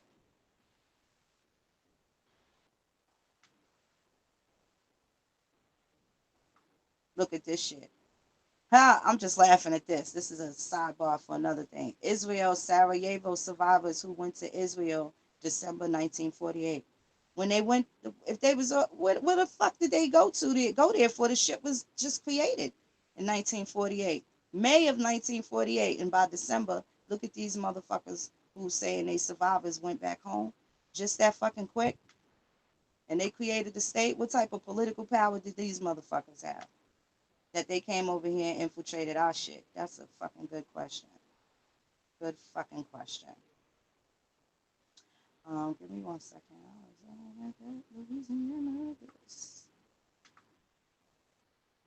Yeah, but this is the type of shit these people be instilling. Oh, immigrant list. Check this out. Tasmania, Australia. And the reason why I say check that shit out, because those is going to be your fucking pilgrims fleeing and going attaching themselves to that land and doing the same shit to the Aborigines over there, because those places were penal colonies. Georgia, penal colony. Louisiana, penal colony. New York, Pennsylvania, penal colonies. Rhode Island, penal colony. New Jersey, same thing. Maryland, same thing. Same fucking thing. Also, guys, y'all check out that genealogy page. It's not open to everybody, but anybody that's listening now, if you are friends with me on Facebook, shoot me an inbox, or and I'll add you to the group. And the reason why I do it as a closed group, because you know, people was talking shit about the Aborigines and how we doing our genealogy and how we deal with the records and deal with the law and deal with the shit that was going on, right? So I want to make sure that this information stays with us. Everybody else, they gotta fucking pay for it. Fuck that. They was talking all that shit. Let them fucking deal with the shit, the bullshit stories they got. They can't have the spicy meatballs. And plus, a lot of this shit is private. It ain't none of their fucking business. You know, it was so everybody was fucking lying and shit. Lead them to their own devices, because there's some shit that I'm never gonna fucking share. I'm never gonna show motherfuckers until it's time to show the motherfucking pilgrims. Outside of that, I'm just gonna point motherfuckers in the right direction. But in that page, you know, we share personal things and it doesn't leave there. You can't share it out externally, only within the group. Only within the group. Okay, so now you want to look at these passenger lists too. From the drop down menu, sometimes even though you get to these places, I want y'all to look on the side because it gives you drop down menus that you're able to look in specific years. So this is going to, you know, and it says from 1820, and these books are for 1875. So a lot of them are reconstructed. Okay. I'm also going to do a show showing you how to find colonial records and how they built them and reconstructed the colonial records. Um, a lot of times you will see that they, at this point, certainly they have assimilated, but you'll have difficulty identifying. I also want to start showing you how in certain places that were established late, it's going to be easier for you to find your ancestors' names prior to the aliases that they have now. For instance, Johnny Come Lately states like Alabama, 1820, 1819. It has its purpose specifically because that was a major slave state. But for the free people of color, the free people that are listed, you'll find plenty of documents in these obscure places, but it indicates who their families were, where they lived, how long they lived there, what their characters were, and also it gives them where they came from too. So if, for instance, if they moved from Virginia, it'll talk about this particular family. And then when you go back to Virginia, you know who's that area. You look for treaties and things like that, and you'll see what your folks' name was prior to. So if it was, you know, Johnny Six Killer, and he was Johnny Six Killer before he doing business as Michael James. You see? So you'll be able to start finding out what their names were. But it's a lot of different places that you'll have to look. I'm not going to drop everything here because you know these motherfuckers is listening. And it ain't none of their business how we get these motherfucking spicy meatball drops on their ass. You know what I'm saying? So, let's see.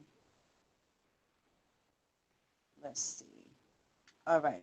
Now, this is going to be some funny because remember the last couple of shows I did, I was telling y'all to check out those mines. And the reason why I was telling you to check out some of the mines, because you will see a lot of these people were miners, firemen on Bunker Hill, right? Who knew? Abraham of Union County, Kentucky, and the county and parish estate where he was insured was Louisville, Kentucky.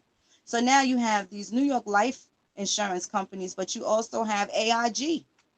Remember the fucking bailout? Let's see. American International Group. Remember when Bush did the fucking bailout? Who knew we was paying tributary to these type of motherfuckers? So they would insure slaves the same as they would insure cars. But if you notice, it's going to be primarily in specific states, usually Tennessee, Alabama, Kentucky, North Carolina, and Virginia. Pennsylvania, when it comes down to Pennsylvania, they had some laws that prohibited them from coming doing business outside of Pennsylvania. Let me find some of those. And they were also, for whatever reason, they would insure seamstresses too. I guess if their hands got injured, then shit, they couldn't make no pretty dresses for these motherfuckers to frolic around in and try and be like us. So now this one here, this is a farmer to be employed on a farm policy. Why would you insure a slave to be a farmer employed somewhere? So if this motherfucker, being that Robert Glass made an investment in teaching Anthony whatever it is he think he was teaching him, which in my opinion is just going to be civics and commerce, right? Before Anthony is able to reach the age of majority. where he's able to control his straw. Because this is the fucking problem that the Indians had then, and it's the problem that the Indians had now, controlling the motherfucking straw, which is your company. So since you can't run your company, you can't run your business, you need one of these European white men to show you how to get busy. They need to show you how to get your Donald Trump on, get your mobile on, right? So was it really all these motherfuckers' fault that we didn't deal with the fucking instructions that we've already given them that they ended up perfecting over us? You know? And this is the shit that's bugged out. It's the shit that's bugged out. Here we go. Get that bitch out of here. Go sit your motherfucking corny ass down. Get that bitch Tess up out of here. Hater like Storm Buck. But thanks for following me though. Get your ass whipped in here by all these Aborigines. Don't sit your fucking pruned up ass down.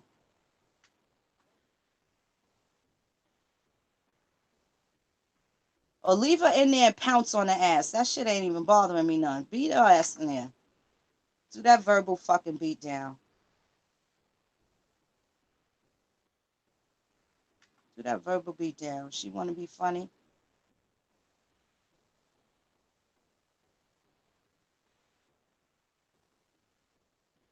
Motherfuckers sitting there.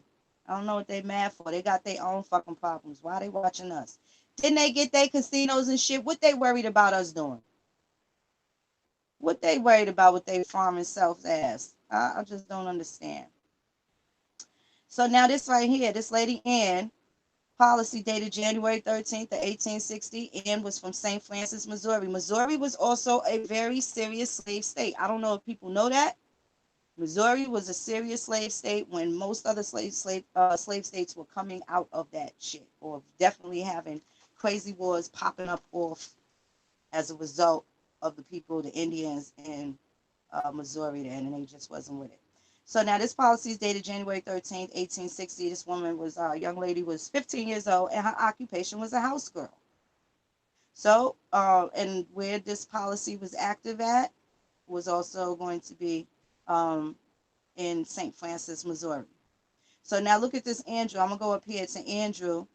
He's from Wilmington, North Carolina. Now he's a laborer in the mill and distillery. That means they making liquor. Them shits is explosive. Mills are dangerous. He want to make sure that they protect their fucking investment. And again, we have no idea if this motherfucker's his daddy or not.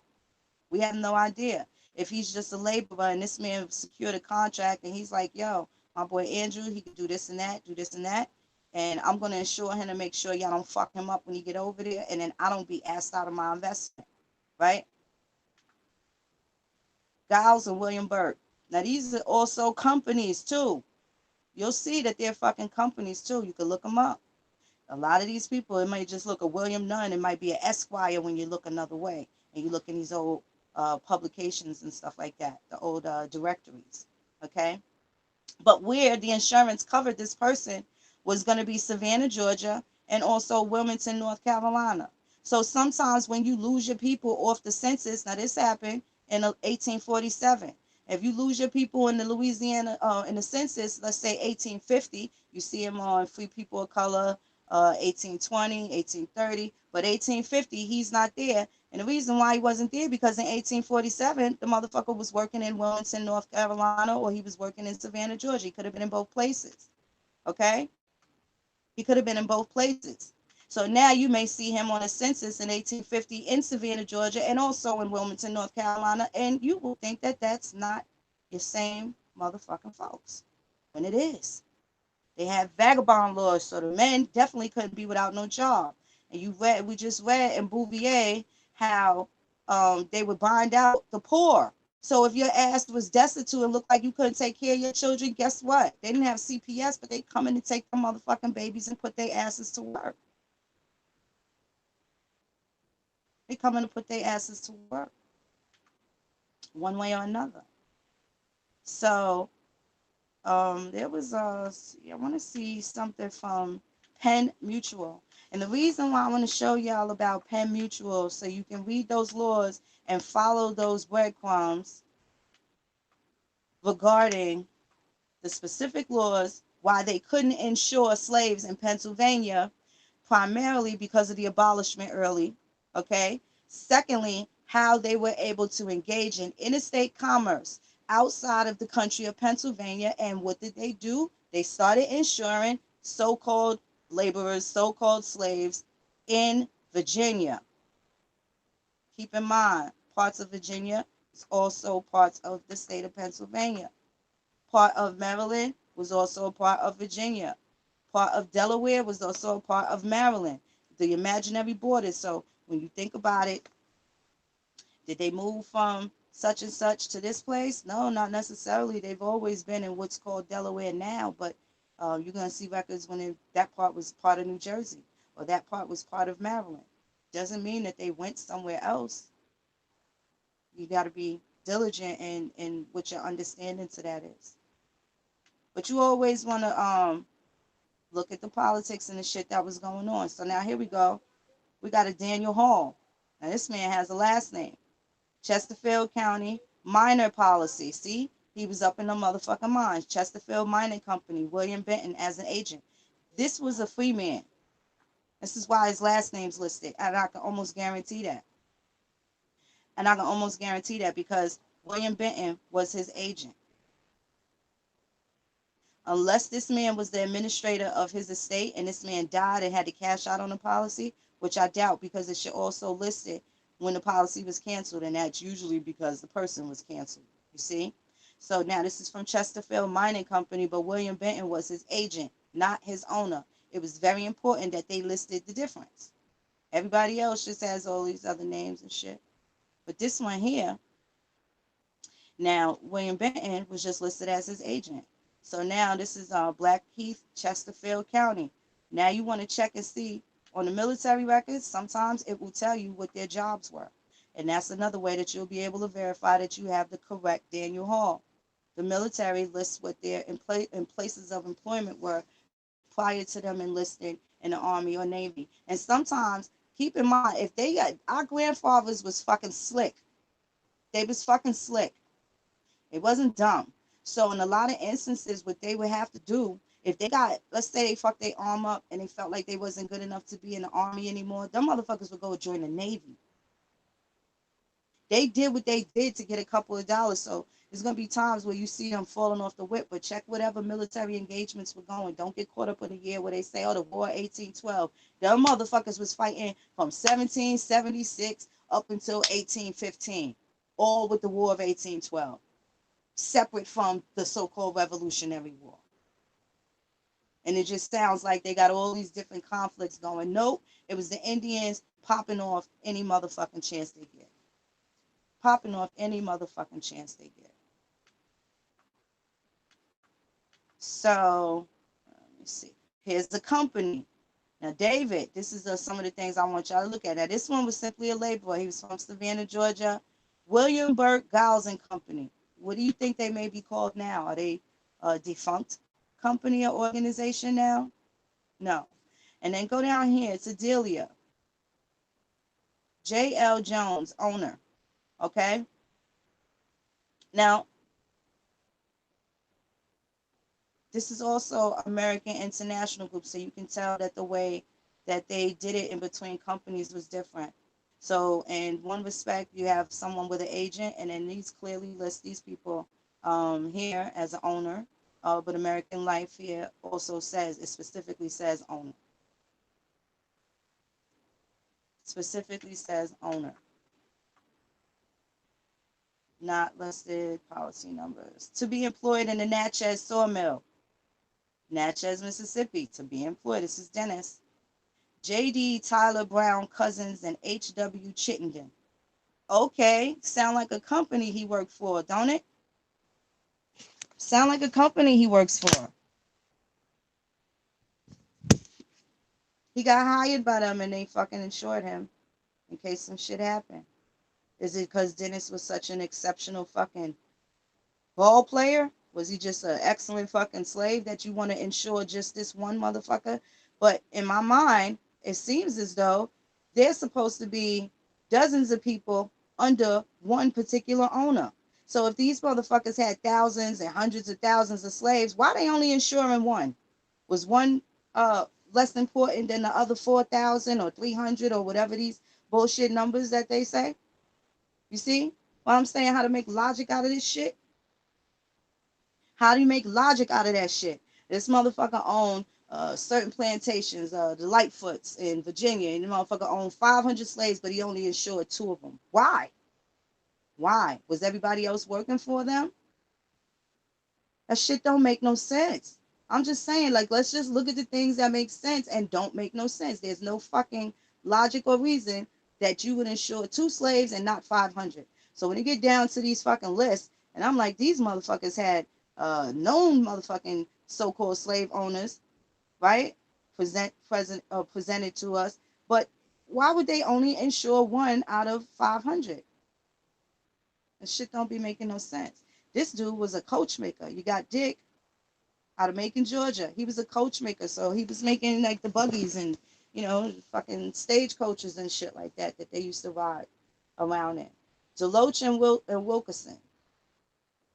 Okay, we don't know who the fuck ran these companies. We don't even know if these is our people. Now, Coachmaker, our folks made the first vehicles, right? We made the first vehicles and shit.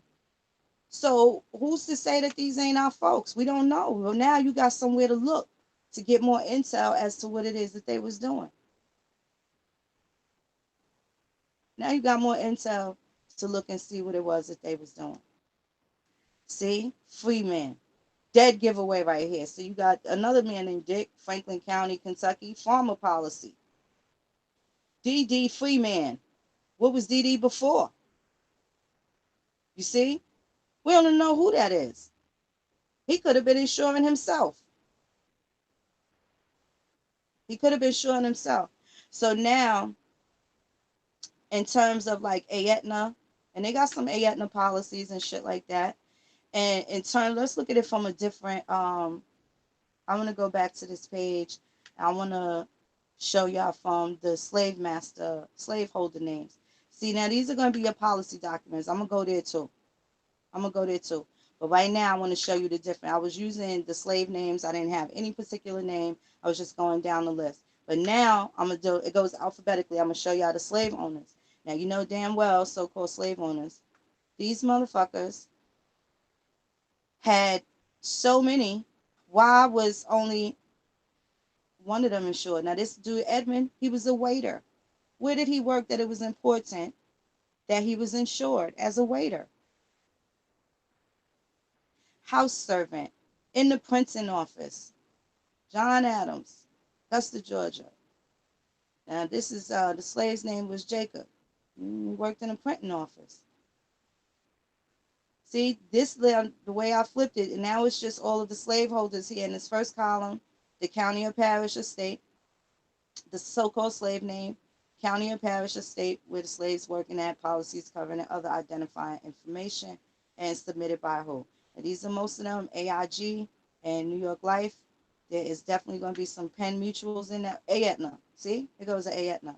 Jack Booth, slaveholder. Beneficiary is Cabarrus, Chaz J. Cabarrus. Trustee by James China's attorney. Petersburg, Virginia, Policy 61, dated July 18, 1864. So when you hear them talking about this reparation shit and we want to sue Aetna and all this other shit, these motherfuckers never went into details of what you sue Aetna for. And they talk about we were slaves, you took us from Africa, and you insured slaves. You insured slaves. Well, goddamn, don't they insure laborers too? Didn't they just pass the Affordable Health Care Act where it was mandatory that employers make sure fucking employees, have fucking health care? See the difference? It ain't no goddamn difference. It ain't no goddamn difference. Now they was forced to do it. This shit was right here more so by leisure or more so by whatever it was that was so in this particular man that they needed to be insured. Because they didn't do it for all of them. Now, if you look up this so-called slave owner, Jesse Braddock out of Henderson County, Kentucky, and look and see how many slaves he had. This slave had a job and he was a fireman. Very important job, very dangerous job.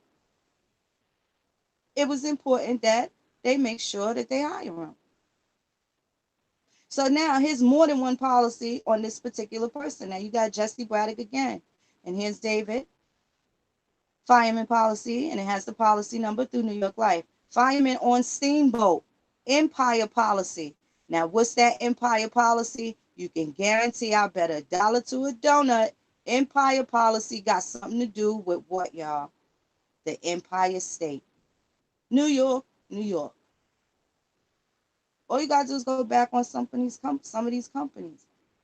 This was something that may have been exclusive to people working in New York, or something to that effect, or they covered in New York as well as Kentucky. But this interstate commerce, they didn't have the universal commercial code then. So it's a lot of things that they was able to get away with. There's a lot of things they was able to get away with. I also want to talk about the union. Good shit, Wayne Storm. The union. Let me tell y'all what the fuck the union was about. The union was about collective bargaining. The same shit it was about before is the same shit it was.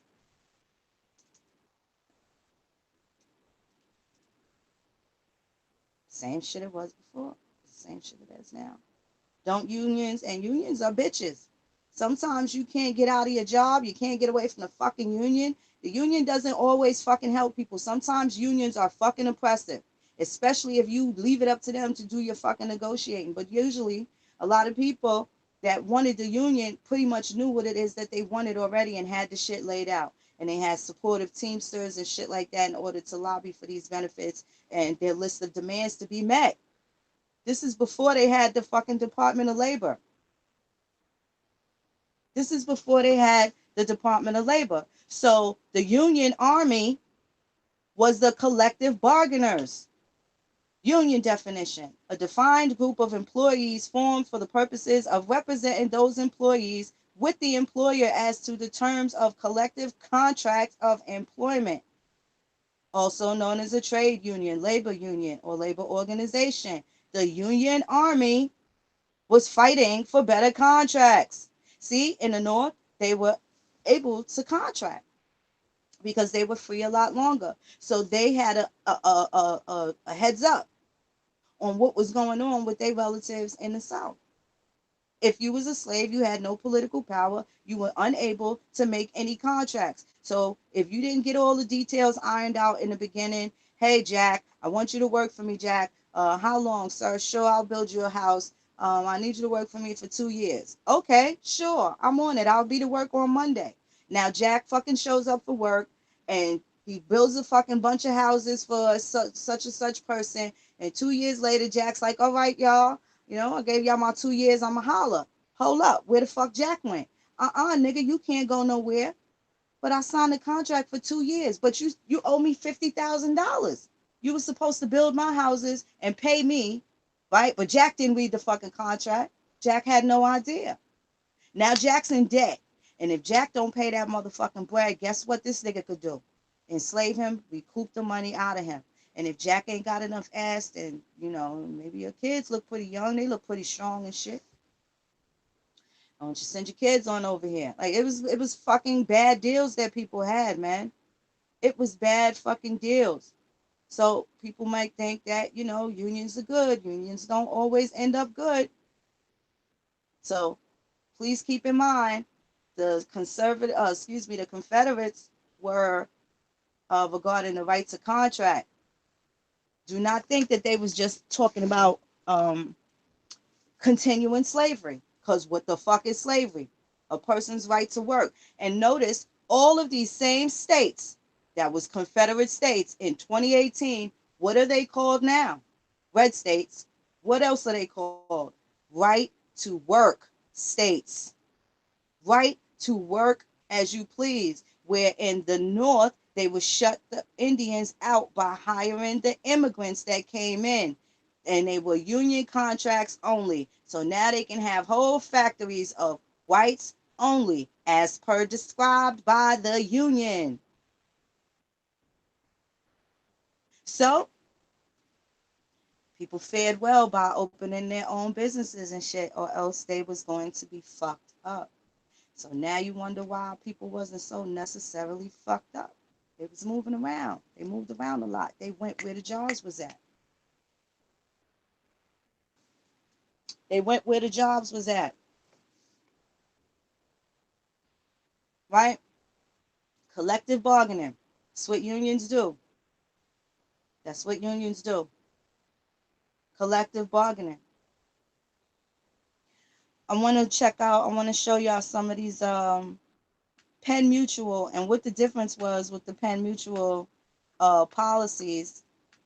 That fucking AIG, every time I see that shit, I get mad. So why Tahisi Coates ain't put that shit in when they was talking about that shit? Why they ain't do that? Why Tahisi Coates ain't throw in AIG and all these other motherfucking places? They just wanted to pick Aetna, right? Out of a hat, because that's what they heard from Anthony T. Browder. I heard the shit too when I was in college back in 92. And what's the name of the book? Ancient Civilizations and Their Contribution to the Western World. And they let Anthony T. Browder take his personal Egyptology studies and they put them into the core curriculum of certain electives and shit in sociology. This was the class that I took where we had that book. That shit didn't do nothing to enhance my life or tell me anything about me, the motherfucking Indian. I learned a whole lot of shit about Cleopatra and the Nile and all this other dumb shit that ain't got shit to do with shit. Shit to do with my shit anyway. Ain't had shit to do with my shit.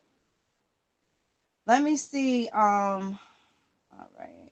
I want to show y'all particularly where the pen. Let me see. Let me just show y'all some of these right here. Now these are gonna be some of the documents. I want to give y'all. If y'all look on that page, I know it's on there somewhere. The excerpts, but look up Penn Mutual and their slavery policies. If you have to look at it somewhere else in another link or another site, then please do that. But don't overlook it because it's little information. It may seem like sometimes I give y'all, obscure things, but I do it so the repetition is always in your mind. So when you come across new information, you'll be able to refer right back to some shit and be like, nope, nope, nope. And you can eliminate that shit. You can eliminate it easily. Because you have the supporting facts to either debunk or support what it is that you're thinking or feeling. So now these are exhibits. Now this is Aetna. Aetna was out of Hartford, Connecticut. Okay, now these are stamped by the South Carolina Historical Society. And it tells you the capital. This is document number 60. This is a policy number right here. The capital was $150 motherfucking thousand. Let me blow that up. Slave policy. This handwriting is a little difficult. This policy of insurance witnesses that the Aetna Life Insurance Company, in consideration of the sum of $1,300, I think that's 13. Oh no, $1,350. So this is going to be the premium number, $13, and I see the 50 right here. I know it's very fine, and sometimes y'all, I know it's difficult to read this kind of old penmanship. It's a lot easier when I got my glasses on. Okay, so the premium for this was $1,350. All right, and that's the person who purchased the policy for the term of, and it has a term, I can't really read that. Let's see. Amounting to the total sum of $600. So this would have been the cash out had something happened to this particular slave. Now, you pay $80 a month for full coverage on your vehicle, but your vehicle is worth $40,000. So therefore, if you crash your fucking vehicle, you're going to cash out. They're not going to give you the $80 that you paid into it, right? But they're going to ask a whole series of questions. So now, if a motherfucker fall on hard times and they do their little scams and shit and blow up their fucking vehicle or had a little fucking degenerate friends steal their shit. You know the shit that people used to do back in the fucking days. Um, Now, if they was doing that with cars, what do you think they was doing with slaves? If they fall on hard fucking times or went into a fucking debt, what do you think them pilgrims would do? They would have to cash out on a particular slave. But according to all of these fucking laws, it was real fucking difficult to just be beating the shit out of your motherfucking property. Because I don't know a motherfucker that get a brand new Mercedes and just start kicking the shit out of it because, it ain't like the way it started up in the morning. because the seat warmers didn't fucking work right away, and the motherfucker just start kicking the shit out their car. So why the fuck would you just kick the shit out your fucking slave? That shit don't make no sense. That's a fucking investment. And all these fucking laws, even in fucking prejudiced ass Alabama, indicated that there was some fucking consequences and repercussions for fucking with the real property. You see? So this is the shit. This is the shit. This is the shit we gotta look into. This is the shit we gotta look into. And let me tell y'all, part of freedom is self-determination. So if all of these so-called people were told that they were slaves and they absolutely believed it, no wonder they were not free. It was the motherfucker that knew that they was born free, they are free, and they are of freedom and for and about freedom that was fucking able to get up out of this straw shit. If you look up the legal definition for freedman, it's fucking first shit is self-determination. If I call your ass a duck and you don't tell me you not, then you a fucking duck. And ducks don't got no rights. And this is what happens to ducks. So keep calling yourself a fucking duck. I'm going to put all this material and literature up here to make you feel like a duck until you believe it. And I got you so fucking convinced. You drop that shit to your motherfucking children. You drop that shit off. And now everybody's infected thinking they're a fucking duck when they really not. And they really not. So this is the type of shit that motherfuckers was dealing with. Connecticut is still one of the richest states. Connecticut is still one of the richest states. So on another one, we're going to get into some of these court cases where people had to actually prove that they was not Indian, that they was Indian, and they was not African, and they was not Negro. Now the funny shit is, look at all of these so-called Native American tribes on the other side of the Mississippi. And I'm gonna take this shit for example. They had laws regarding Filipinos proving that they wasn't Negro. Don't they call some tribes in the Philippines, they are the Negritos? Not that they call them Negroes. The name of the people is Negrito. Am I correct? Let me just make sure I ain't just talking shit.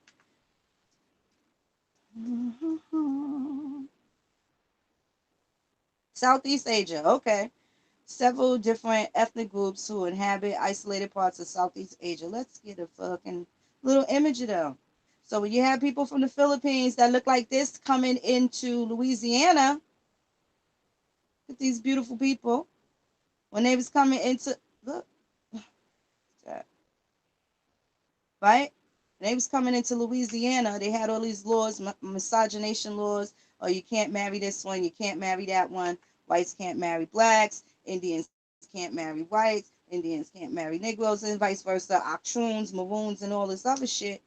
Well, tell me why Filipinos would have to have whole court cases proving that they wasn't Negro at one time or another. So now you know that there was some fucking treaties that was signed that invited these motherfuckers over here. Philippines ain't had no goddamn war over here in Louisiana that anybody fucking know of, and nothing that was documented. So with that being said, why would they have to prove that they was not Negroes in order to get married? So whatever treaty was involved with the Philippines proves that there was some political shit that has them included as American Indians, federal, or excuse me, now Native Americans, and the motherfucking Indians not. So what's up with that? What's up with that? These motherfuckers is descendants of the people that's now recognized as Native Americans, but the actual fucking Indians are not. So how much sense do that make? How much fucking sense do that make? So now you know.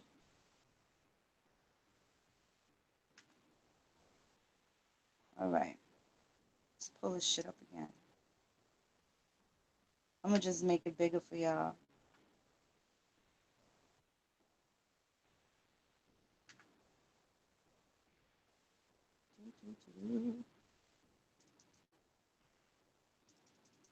Oh, I'm tripping.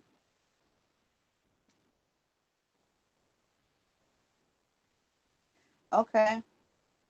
The North American mainland played a relatively minor role in the transatlantic slave trade.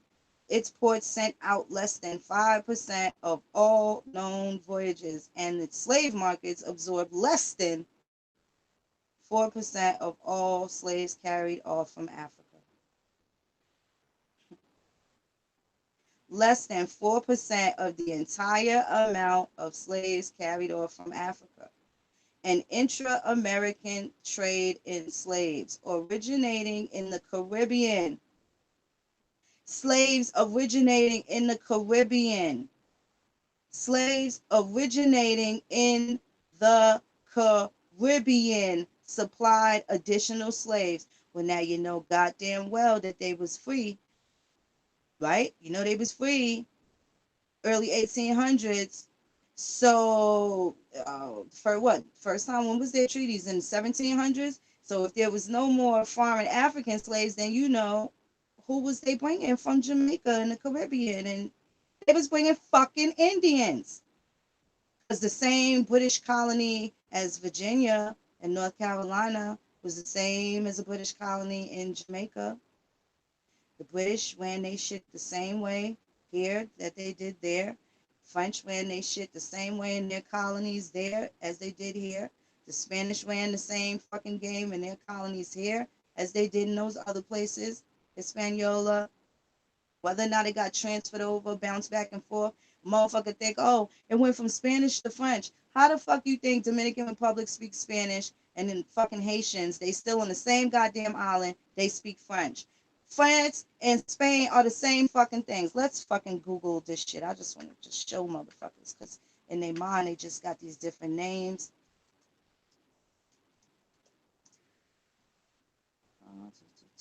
Let's see. Let's show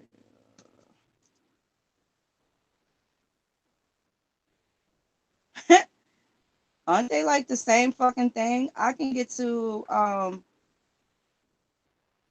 shit, I can damn near get to Atlanta in 10 hours, 11 hours from New York, right? Look how close it is for them to drive to Spain. Why motherfuckers think it's so different? Don't they still speak the same root words? Their root words is the same.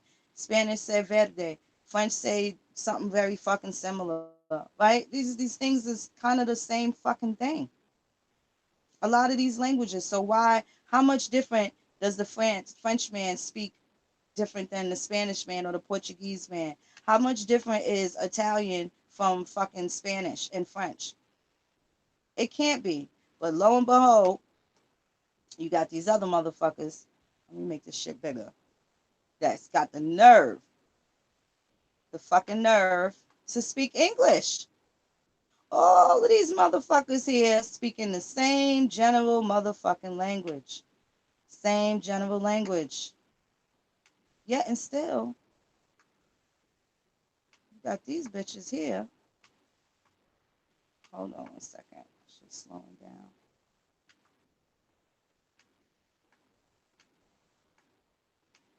Oh, look at this shit. These motherfuckers here that speak what we speak.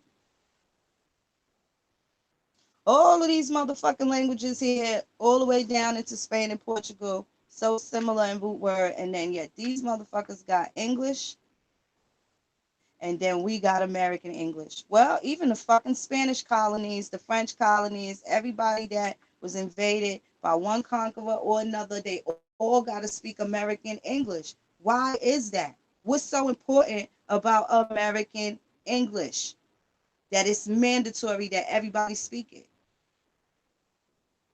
And it's different than the British colonizers' English. That kind of don't make no sense. The Irish speak a whole nother fucking tongue that you wouldn't even fucking know what they're talking about. Them motherfuckers got a whole wave of conversation that you will not know what the fuck they're talking about unless you catch words that sound like our Carib brothers and sisters. Because we know where these Irish were sent to. We know where the French was sent to. And the same amount of pilgrim foreigners Jamaica got, so did we. The Huguenots were fucking slaves, French slaves that came over here.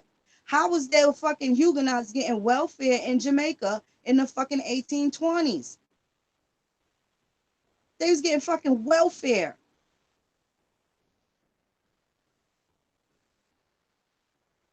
So who the fuck are they calling a slave? I'm having a hard time with this shit. I'm having a hard fucking time. They was getting welfare here too. Bunch of Huguenots in Staten Island that a lot of people don't pay attention to. Staten Island is kind of like the exile island, like for the Indians type shit. It was a lot of motherfuckers that got sent there for some sort of trouble, some sort of prison sentence. Niggas ain't never factor in prisoners. So after slavery, all of a sudden they had to build correctional fucking facilities, and this is where the raping, killing, lying, cheating, stabbing, law breaking shit came in. These motherfuckers was doing this shit since the beginning of fucking time. Where did they house the prisoners? So now when I ask these Africans these fucking questions, oh yeah, we African, oh you know what you talking about, I'll be like, okay, well how y'all got here?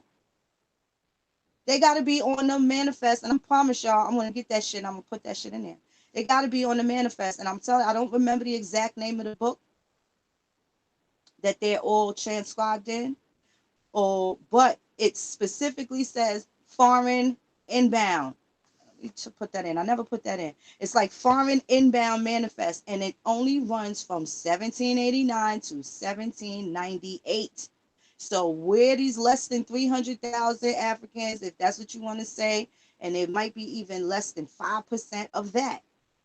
Okay? 300,000 is the number of slaves that came here. Less than 5% of overall. So that means even in these fucking numbers, right here, they can't possibly include all Africans. We know that to be a motherfucking lie. We know that that is a fucking lie. We know that that's a lie.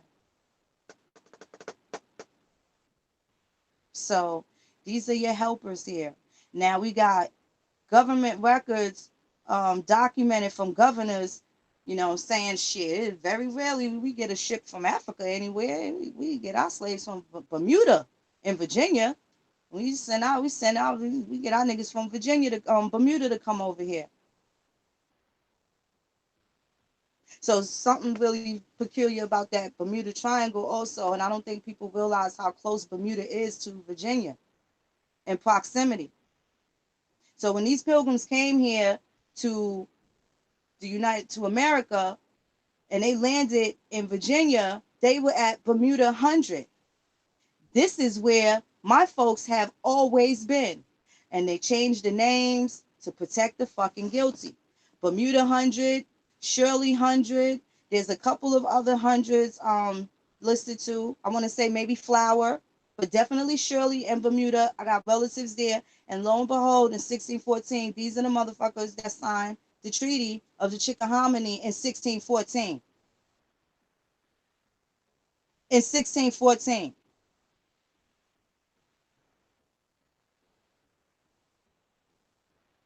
In the same fucking spot.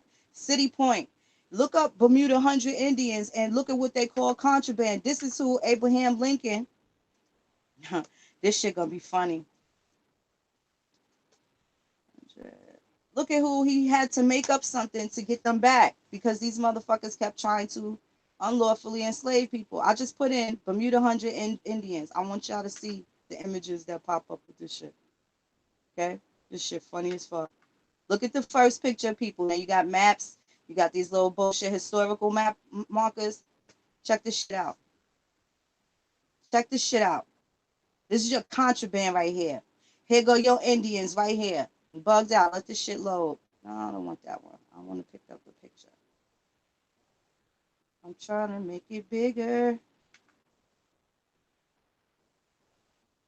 Damn. Let me see if the picture's on there.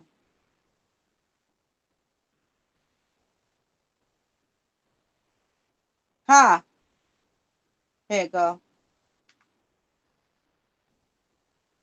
Here you go.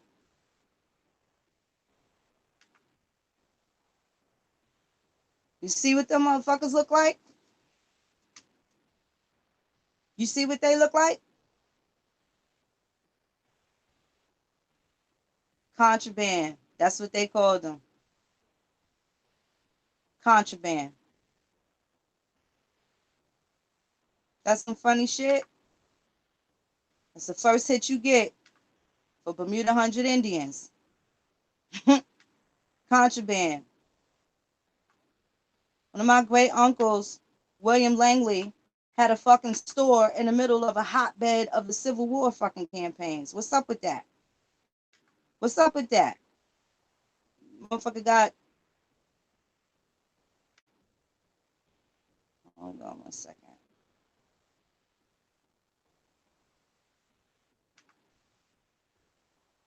Hold on, y'all. Mm-mm-mm-mm.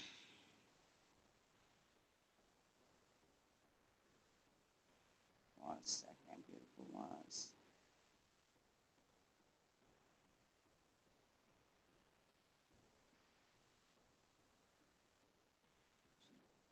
Email. Oh shit! Did it drop the thing? Hold on, let's see that it did not. One moment. Those are your fucking Bermuda 100 Indians, okay? I just laugh at these motherfuckers. Now, you know what you gotta start doing, beloveds? Let me tell y'all how to shut these bitches up. First of all, drop these definitions of what a fucking slave is and all of that. What a laborer is and all of that. Let me just read y'all some shit real quick. Hold on. It's easier if I do it this way because I have all of them. Let me see. Written down. That's important.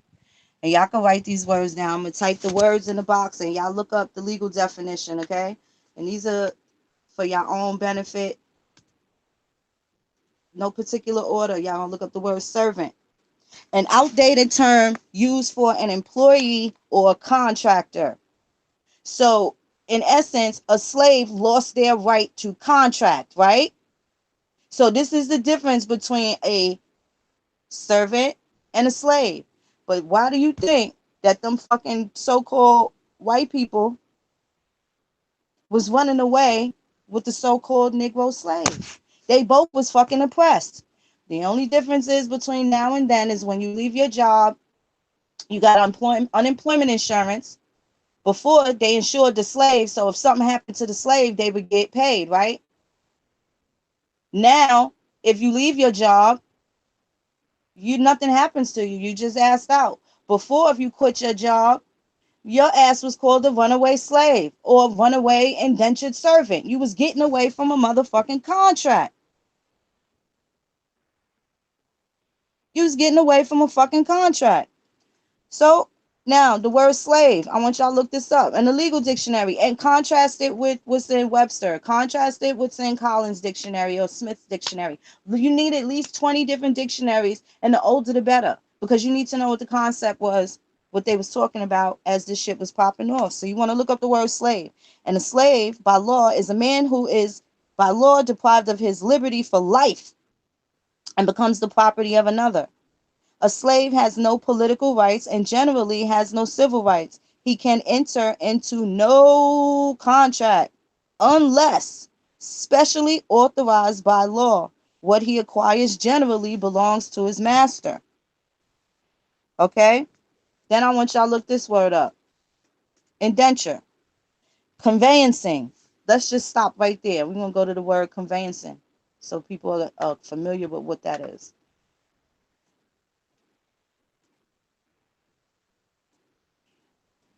So you know what part of the law this is in reference to.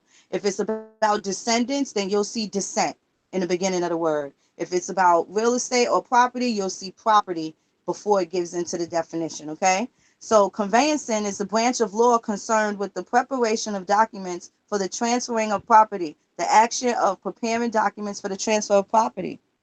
Indenture, conveyancing, an instrument of writing containing a conveyance or a contract between two or more persons. So that means that the indentured servant is still signing some sort of contract for X amount of purpose, for X amount of reason, for X amount of dollars, for X amount of time. So the only difference is they had a right to contract. The only difference. But they were still obligated and bound. They were still obligated and bound. These are very important words. So I just see somebody mention sharecropper. So being that the union won, the union was able to work out these contracts for the next era of sharecroppers. So if they already was listing your grandparents as laborers, farmers, this and that, they had job titles and all this other shit. How did they just become sharecroppers before after in 1865, 66, 67, 68 up until the 1940s when they was already fucking sharecroppers, getting jerked out of fucking deals, bad record deals. Same way they did it to us in the music business. Best believe they did it in the fucking agricultural world as well.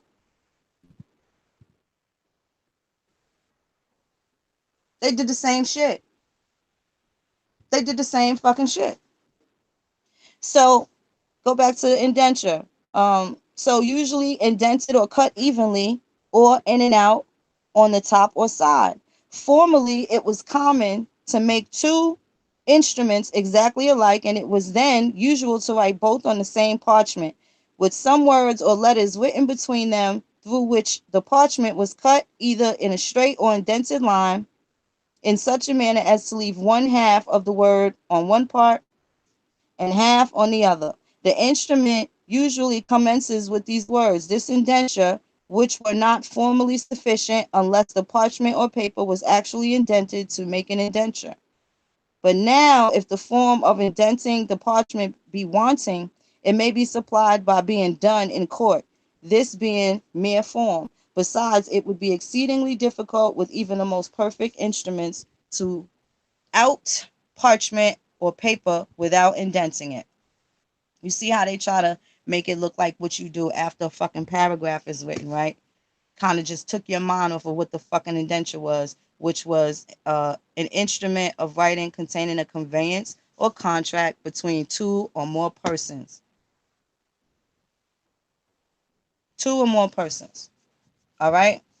Now here go the next word I'm going to give y'all.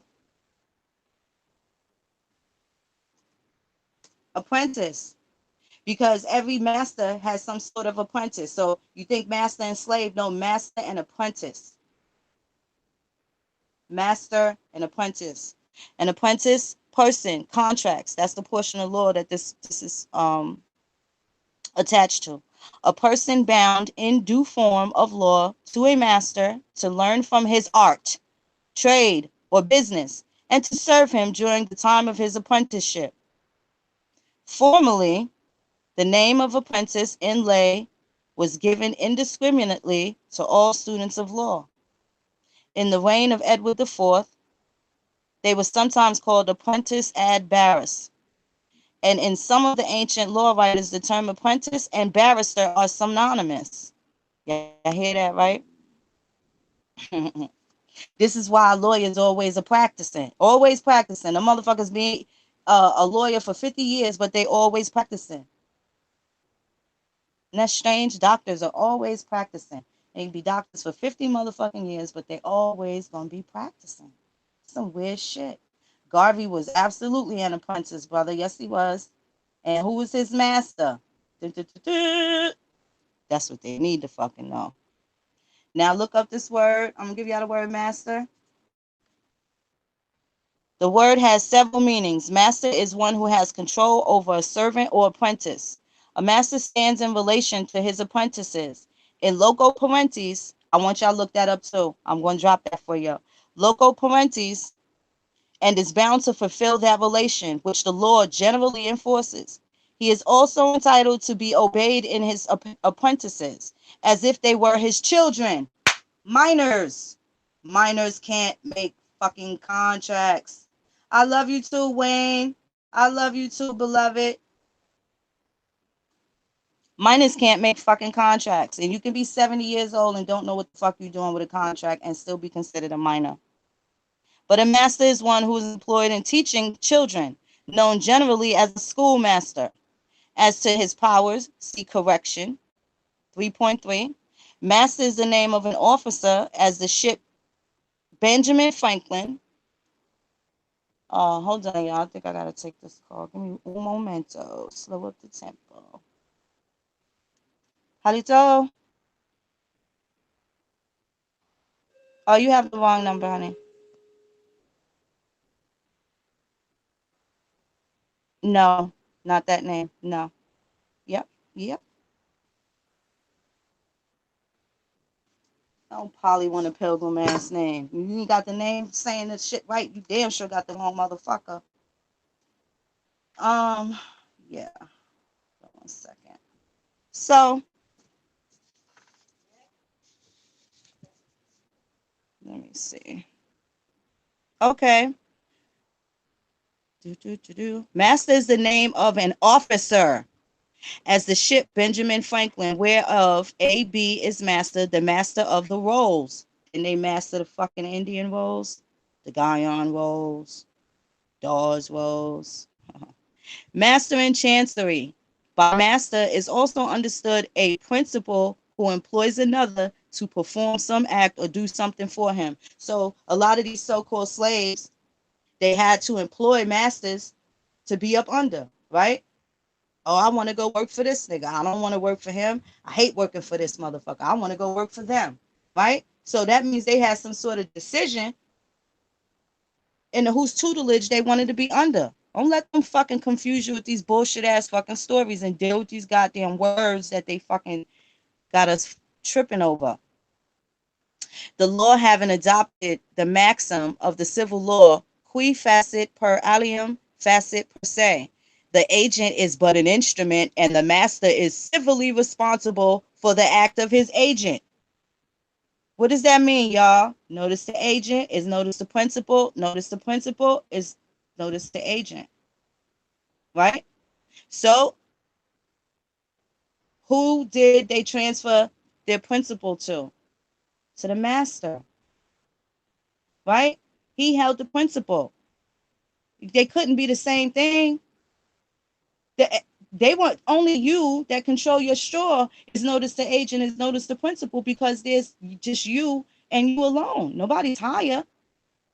I got into a fucking argument with a goddamn Israelite the other day when, I'm telling him, like, listen, yo, remember when Jesus was talking to the Pharisees and they was popping all that shit, and this nigga said, hey, wait a minute, are you my father? You think he was talking about God, but in my mind, the nigga was talking about Joseph. Honor thy mother and thy father, right? We're going to get into that shit too. What the fuck is the legal word for the word mother and legal word for the word father? You see? I want to tell y'all now, it mentioned loco parentis. I want to tell y'all what that Latin term means. Loco parentis is what masters did, okay? And that means in place of a parent. It is frequently important in cases and devices and bequests to ascertain the testator did or did not stand towards the devicee, legatee, and loco parentis. In general, those who assume the parental character may be considered as standing in that relation, but this character must clearly appear. The fact of his so standing may be shown by positive proof or the express declarations of the testator in his will, or by circumstances, as when a grandfather or an uncle takes an orphan child under his care or supports him, he assumes the office of a parent. The law places the master in loco parentis in relation to be his apprentice. Now, let me give y'all this. Hold on 1 second. Let me give y'all the word. Okay, so we got master. I don't know if I typed that in. Here we go. And we got this legal maxim, a legal word called loco parentis. Now, that is also describing what it says that this so-called master did for the motherfucking slave, who is a legal minor, basically an infant or a child. And they assume the role to teach correction. Listen to these words, y'all. This ain't my fucking language. I just learned it. To teach correction. Okay? Now, let me tell y'all, this is fucking important. Don't seem like it. The word parents, y'all. Look up the legal definition for parents. The lawful father and mother of the parties spoken of. The term parent differs from that of ancestor. The latter embracing not only the father and mother, but every per ascending line. It differs also from predecessor, which is applied to corporators. Bang, bang. What's a fucking corporator? Corporators. By the civil law, grandfathers and grandmothers and other ascendants were in certain cases considered parents. Didn't I tell y'all grandma had fucking control over everybody goddamn straw?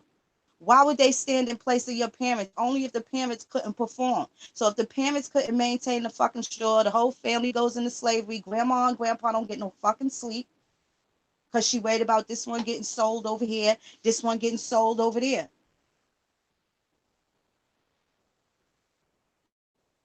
By civil law, grandfathers and grandmothers and other ascendants were, in certain cases, considered parents. This is Black's law. I'm actually looking off my tablet as I'm typing it. Okay, so I gave y'all the word parents. Now let's go to this shit, corporator. I need y'all to see what the hell that is. Now we mentioned that it didn't mean predecessor, right? So let's get to what a predecessor is. Listen to those words that it mentioned. Okay? You got the word predecessor. One who has preceded another. This term is applied in particular to corporators. There's that word again. Who are now no longer such and whose rights have been vested in their successor. The word ancestor is more usually applicable to common persons. The predecessor in a corporation stands in the same relation to the successor. Notice the agent, notice the principal.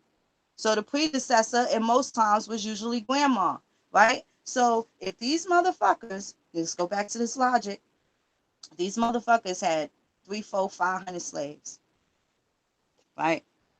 And they only insured 1 or 2. Then who are those? They adopted people that didn't have anybody to negotiate anything or any deals for them, but they were still, and it tells you the poor people. So why would the poor be bound out and sent to be slaves? Why would they be bound out and sent to be slaves? So that means all of these other people that was the so-called slaves in America are coming from free people who had to hold their motherfucking families as slaves. These niggas is lying. They're fucking lying. They're fucking lying. They're fucking lying. They're fucking lying.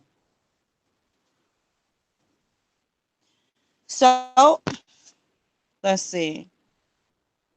This term, the term predecessor is also used to designate one who has filled an office or station before the present incumbent. Before the present incumbent. Antecedent. Let me write this shit down for y'all. Hold on.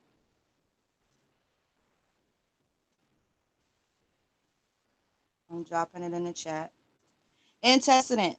Something that goes before in the construction of laws, agreements, and the like, referencing, and the like, reference is always to be made to the last antecedent.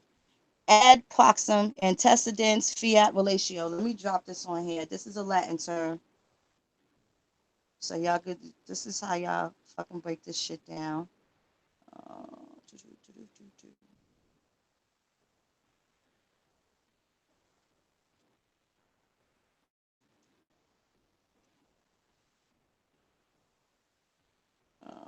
fiat relatio. Now, y'all know what fiat is now, right?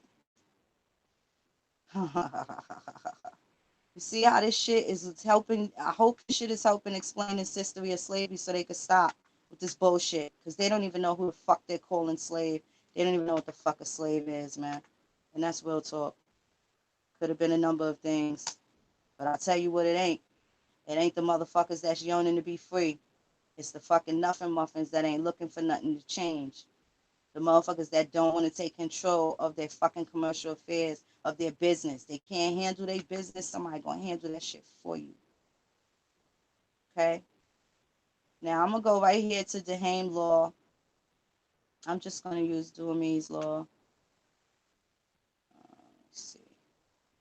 I'm gonna drop this link right here so I could give y'all that Latin maxim. Hold on 1 second, and y'all can check it out. Okay, that's the maxim right there. Halito Juan Redbird. Okay, so I just got that from Duhamel. Ad proxim proximum, antecedents, fiat relatio, nisi, impediator, sententia, definition. Relative words must also ordinarily be referred to the last antecedent. The last antecedent being the last word which can be made an antecedent so as to give a meaning. Hold on, are you ready? In relation to Henson Avenue, Justice Waddell of the Ontario Court of Appeals used these words. A rule of interpretation of construction of statutes or contracts. There is no doubt of general truth of the maxim ad proxim antecedens fiat relatio, nisi impediator sententia. It is a rule both of grammar and of law that relative words must ordinarily be referred to the last antecedent. The last antecedent being the last word which can be made an antecedent so as to give a meaning. But although this general proposition is true in strict grammatical construction, yet there are numerous examples in the best writers to show that the context often requires a deviation from the rule, and that the relative may refer to nouns which go before the last antecedent. So interpreting any written instrument, contract, deed, will, statute, the whole instrument being examined, it often happens that not the last possible antecedent, but a preceding word is taken as the word to which the relative is referred. Now that is an ass backwards word to say that basically when you say that you are a parent, you are basically bastardizing your children. You may think it's relative to what you're talking about, but it's absolutely not. It's absolutely not. Now I'm going to urge you to look at this word, mother. Look at the word mother.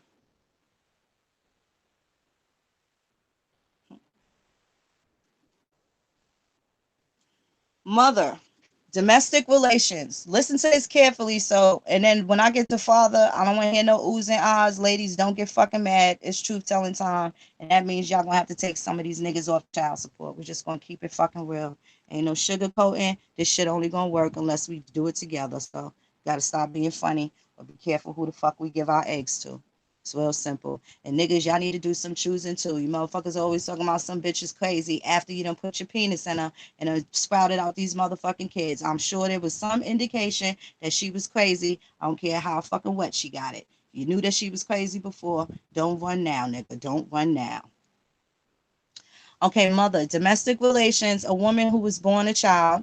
It is generally the duty of a mother to support her child. Does it say it's generally the duty of a father to support? No, it says the duty of a mother to support a child when she is left a widow until he becomes of age or is able to maintain himself.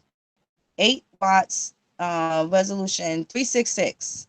And even after he becomes of age, if he be chargeable to the public, she may, perhaps in all states, be compelled when she has sufficient means to support him. But when the child has property sufficient for his support, she is not, even during his minority, obliged to maintain him.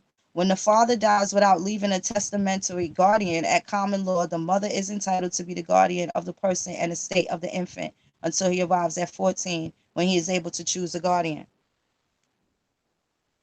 Now here go father. Don't go giving me no shit, because this is the real fucking deal. And like I said, the shit only gonna work if we bury the hatchet with each other. All that men from Venus, Mars, and women from Venus shit is bullshit. That's fucking bullshit that they put our way to separate us from our fucking families. And this is the bullshit we don't need no more.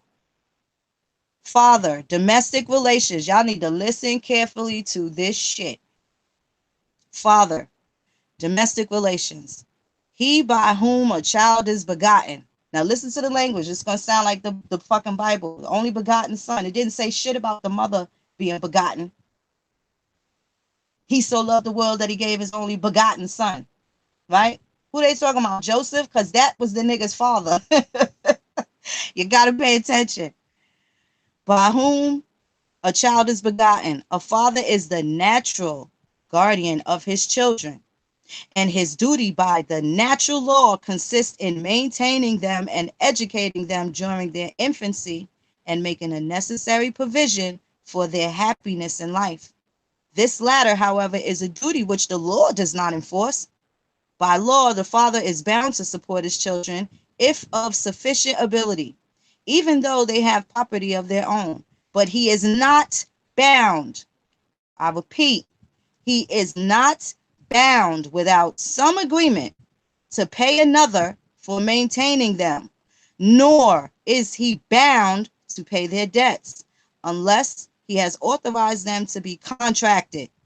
So when the dumb niggas sit up there in court and be like, yeah, you just told them you was going to pay this money that you don't have to the state, and they're going to give it to the woman. You see?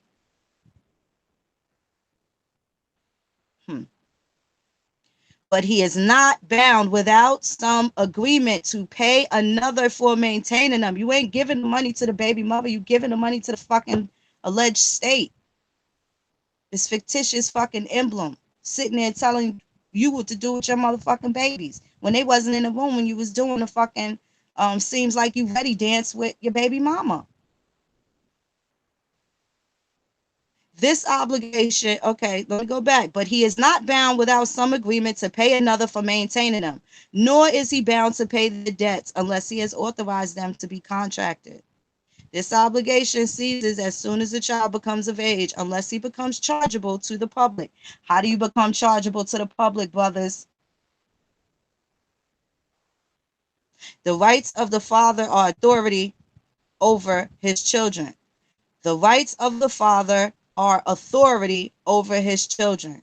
The rights of the father are authority over his children, to enforce all his lawful commands and to correct with moderation his children for disobedience. The rights of the father are authority over his children. The rights of the father are authority over his children. Nor is he bound to pay their debts unless he has authorized them to be contracted. This obligation ceases as soon as the child becomes of age.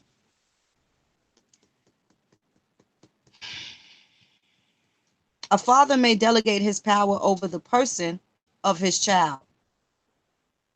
A father may delegate his power over the person. What's a person? Over the company of his child. To a tutor or instructor, the better to accomplish the purposes of his education. This power ceases on the arrival of the child at the age of 21 years. Generally, the father is entitled to the services of his children during their minority. So how the fuck this shit going on, B? How this shit going on, y'all? It ain't right. We just saying no better, but it ain't fucking right. It ain't fucking right. So these are the fucking things y'all need to look in on. These motherfuckers is lying, talking all this motherfucking slave shit. They don't even know what the fuck they talking about, because these same people is Indians that didn't have no fucking rights, and this is why they had to come up with the Civil Rights Acts of 1866, 1964, 1965, and then after they killed Martin Luther King and the Indians went fucking crazy and started tearing these motherfucking cities up with their bare hands, lighting this bitch on fire, burning the bitch down because they was pissed the fuck off and hurt, and the violence and the discrimination and the prejudice and the this and the that.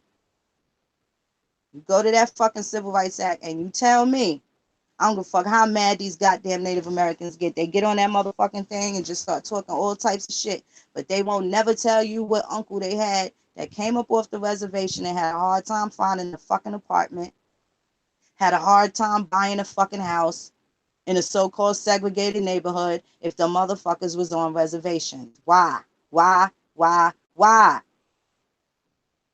are they fucking lying? And tell me when the motherfuckers can finally answer, oh yeah, my uncle, here go a picture of my Uncle Chico stealing fucking TVs when they was looting and rioting, who the fuck was they talking about? You can't mix subject matter. And I listened to a brother, a Pan-Africanist, say some shit about, and these niggas don't even read Pan-African, because if a pink person come in there talking some nigga monkey shit, they laugh at the jokes because they fucking hate the American Indian so much.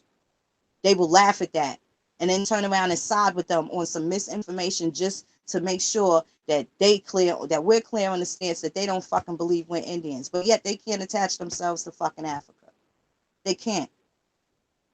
So now I'm asking them, where did you find your folks from 1789 to 1798 on these motherfucking ships? And I'm telling y'all, when I pull up that fucking manifest, I finally found it again, and I pull up that goddamn manifest, and you see there was only 20 motherfuckers on this boat that came from a port that's non-existent anymore. One of them was named Bawana,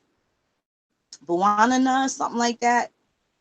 Start with a B. That shit ain't even existed anymore. And you have 20 fucking people that was leased out. So that means there was some sort of contract that they signed or signed regarding these 20 people coming here from Africa to work as fucking slaves, right? But on this same ship, they'll have 200 pounds of cowhides.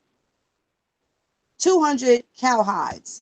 Or some fucking old ass cannonball that they bring in from Europe to over here that they used in the war or whatever, some shit like that. But these are the things that are on the boats. You have these bill of ladings. It tells you what port they taking them from and what port they bringing them to. And a lot of times those particular ports were in the New England area.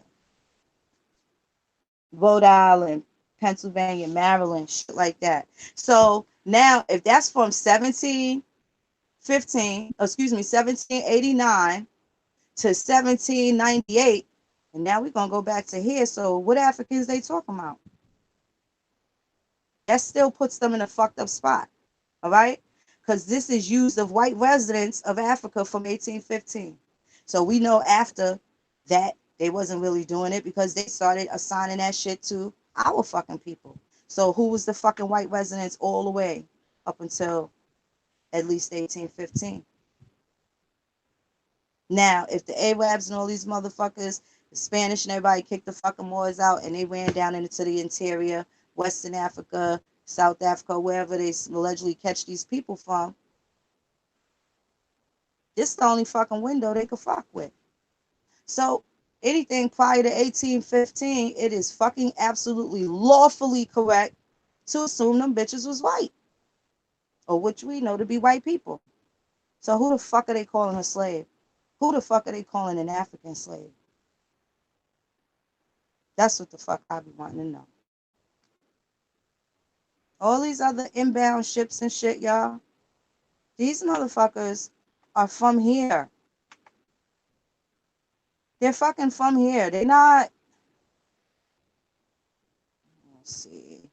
Let's try that, man.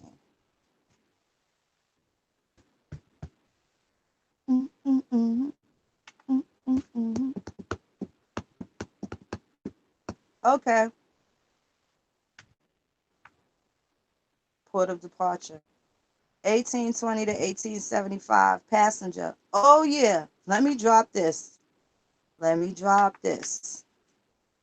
So even when they're telling you, and you don't have to, passenger doesn't have to give their name when they accuse you of driving and committing interstate commerce without making them privy to your transaction and putting them in your business with this bullshit driver's license shit.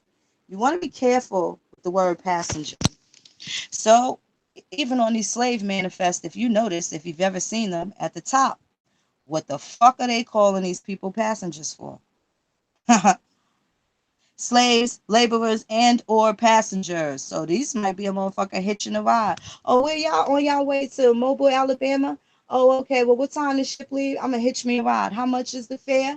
A passenger pays a fare. So if you call yourself a passenger and you're in the car with somebody and they trying to get out of that straw man fraud shit with the officer, and you say, hey, I'm a passenger, not only did you make a statement against yourself, but you also made a statement and accused your traveling buddy or your host as being a driver. That means a passenger is a paid trip. A paid trip. 1 second. Let me pull that up. In the legal dictionary.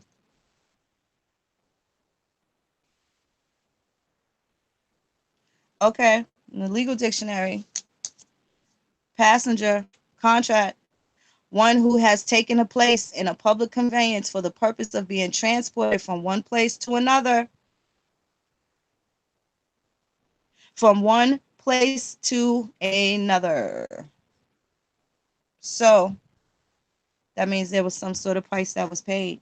So not only are you accusing yourself of being a passenger, but you're also making a statement by the person that is notifying the constable on patrol of them being a traveler, and they're not performing any commercial actions. You saying passenger is like, yeah, I'm a passenger and I paid that nigga to bring me from one jurisdiction to another. That nigga lying, he driving. Now somebody got to step out of the motherfucking car, and it's probably not going to be the one that paid their fucking fare, because that means they're out of a service, right? That means they're out of a motherfucking service.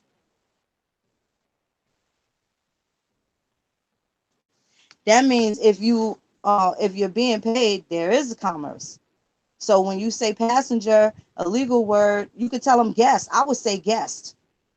Guest and host. Instead of driver, host. Because he's hosting you in his private abode. That car is his private shit. And it ain't subject to no fucking body. Right? I would say a guest. There's no attachment to that. A guest is somebody that's invited to be somewhere. A nigga say, take this ride with me, you a fucking guest. You ain't no passenger unless you say, hey, I'll give you $10 if you bring me to motherfucking Poughkeepsie.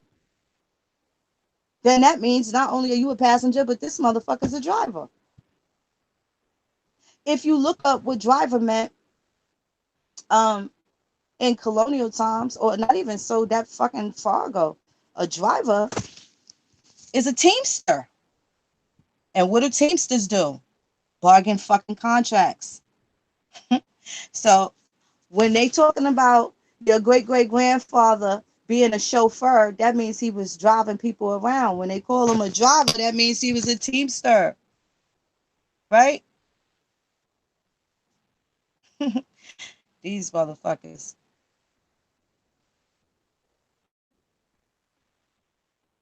One who conducts a team, driver. One who drives, the person or thing that urges or compels anything else to move. The person who drives beast, the person who drives a carriage. One who conducts a team. A large sail occasionally set on the mizzenized yard or gaff, the foot being extended over the stern by a boom. So one who conducts a team. They call them teamsters. Union leaders are teamsters. Jimmy Hoffa was a fucking teamster. And they made that nigga go missing. So they say. A teamster.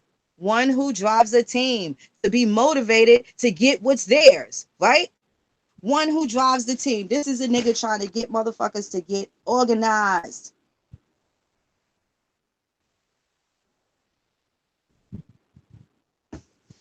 So, don't drop that shit on them. Gotta be careful with these motherfucking words, yo.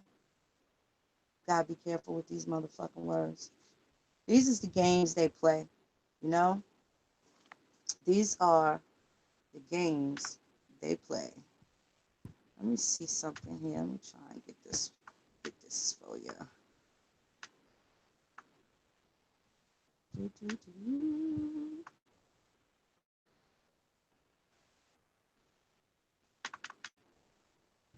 Damn, I gotta do it this way. I'm sorry, ain't no quick way about this shit.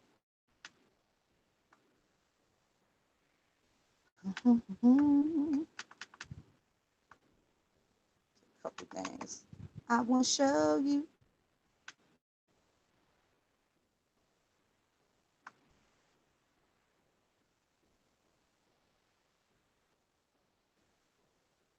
Do do do do.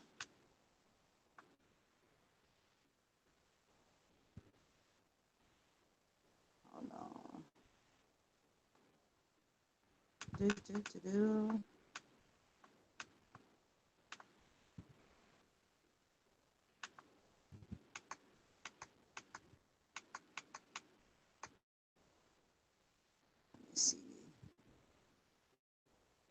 Yeah. Let me tell y'all, I was listening to some old school music, and on this fucking, it was some obscure shit. I just didn't feel like fussing with the damn tablet.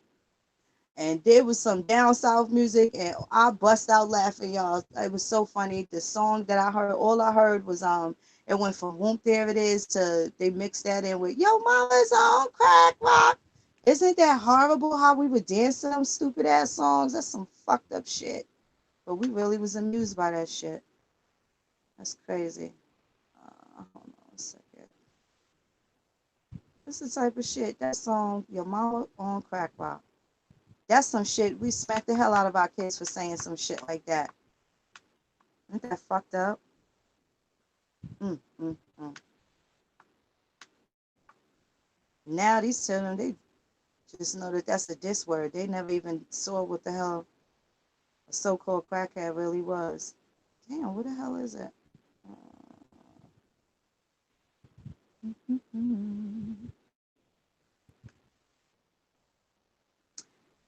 Well, this shit is too difficult. Now I think I gotta go. I know I have it on file and a decent, easy to fucking navigate through PDF. I don't know why sometimes. I don't know. Okay, this is getting a little bit too much. Let's go to Bouvier. There was something else I wanted to show y'all here. Let's see what else they got for this shit. Okay. Oh, look at this. The act requires that a register of such children as would have been slaves shall be kept by a public officer therein designated.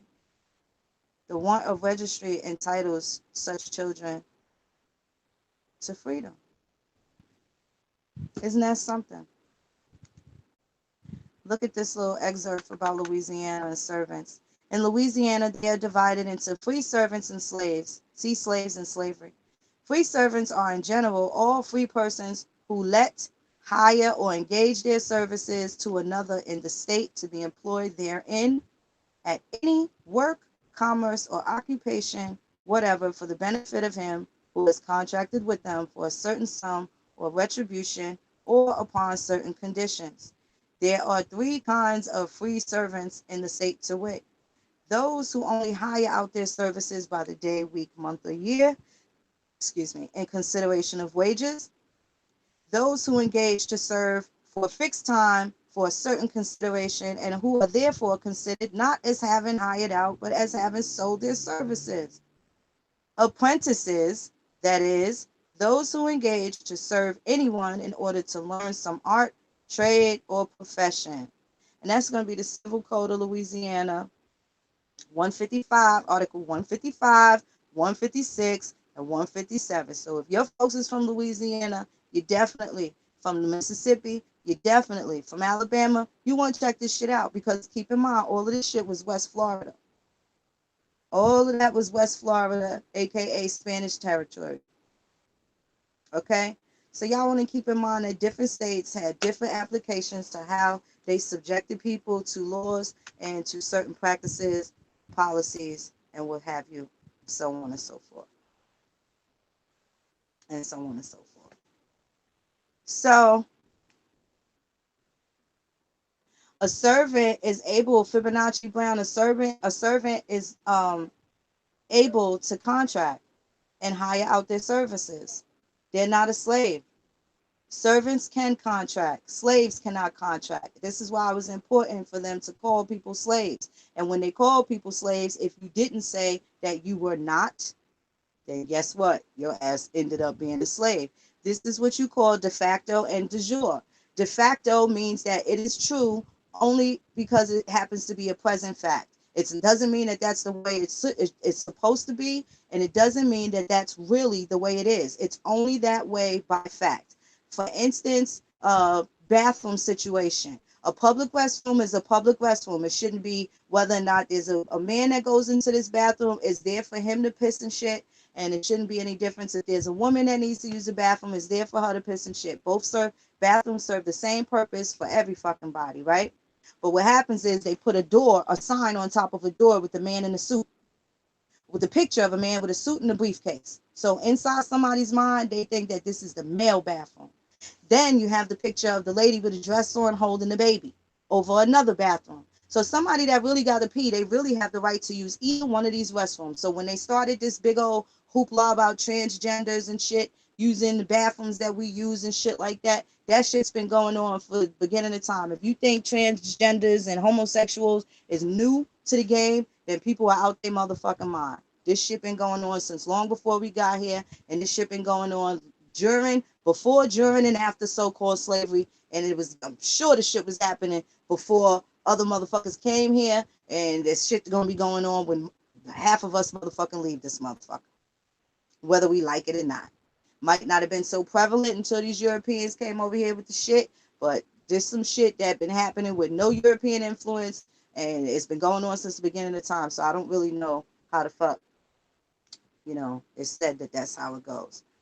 But let me see here. Now, look at the port of departure. All right. Miss Williams came, estimated birth year, and this is the day she arrived. And here go your foreign transport. This lady came here July 3rd, 1830. From France, she drove all the way to Liverpool to come down here to fucking New Orleans and do God knows what type of business. And how the fuck it affected our people, we don't know until we dig into a thing. These are passenger lists. And passenger. Now, sometimes you want to look at the bottom of it, because if that shit say transportation, don't be fooled by that word passenger. They paid to get over here because they had to do some slaving. They had to be a fucking slave for X amount of years. So when you see this, not this one in particular, but I'm going to tell y'all what to look for down somewhere on the page, somewhere in the bottom, even if it's in an obscure corner over here somewhere, they are going to say transport. And when they say transportation, those are going to be your foreign fucking slaves also coming in here. They owe some sort of peonage for whatever crime they committed over there. Whatever crime they committed, if they was a slave over there, they was a slave going to be a slave over here for X amount of time. And I'm going to confirm this, and I'm going to leave this whole shit alone. Let me just show y'all this one thing right here. We're going to talk about the Amistad case. I've been meaning to bring this shit up for a minute. I'm going to show y'all why the people from Amistad were free. It wasn't because it was some nice white man, John Adams felt like being a good lawyer and all this other shit, right? It's not what happened. Let me see.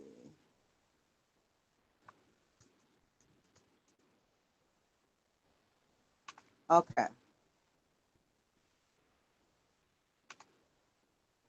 1 second.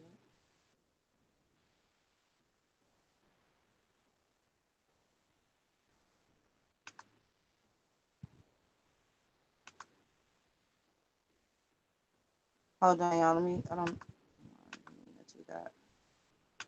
Get this back up here for y'all.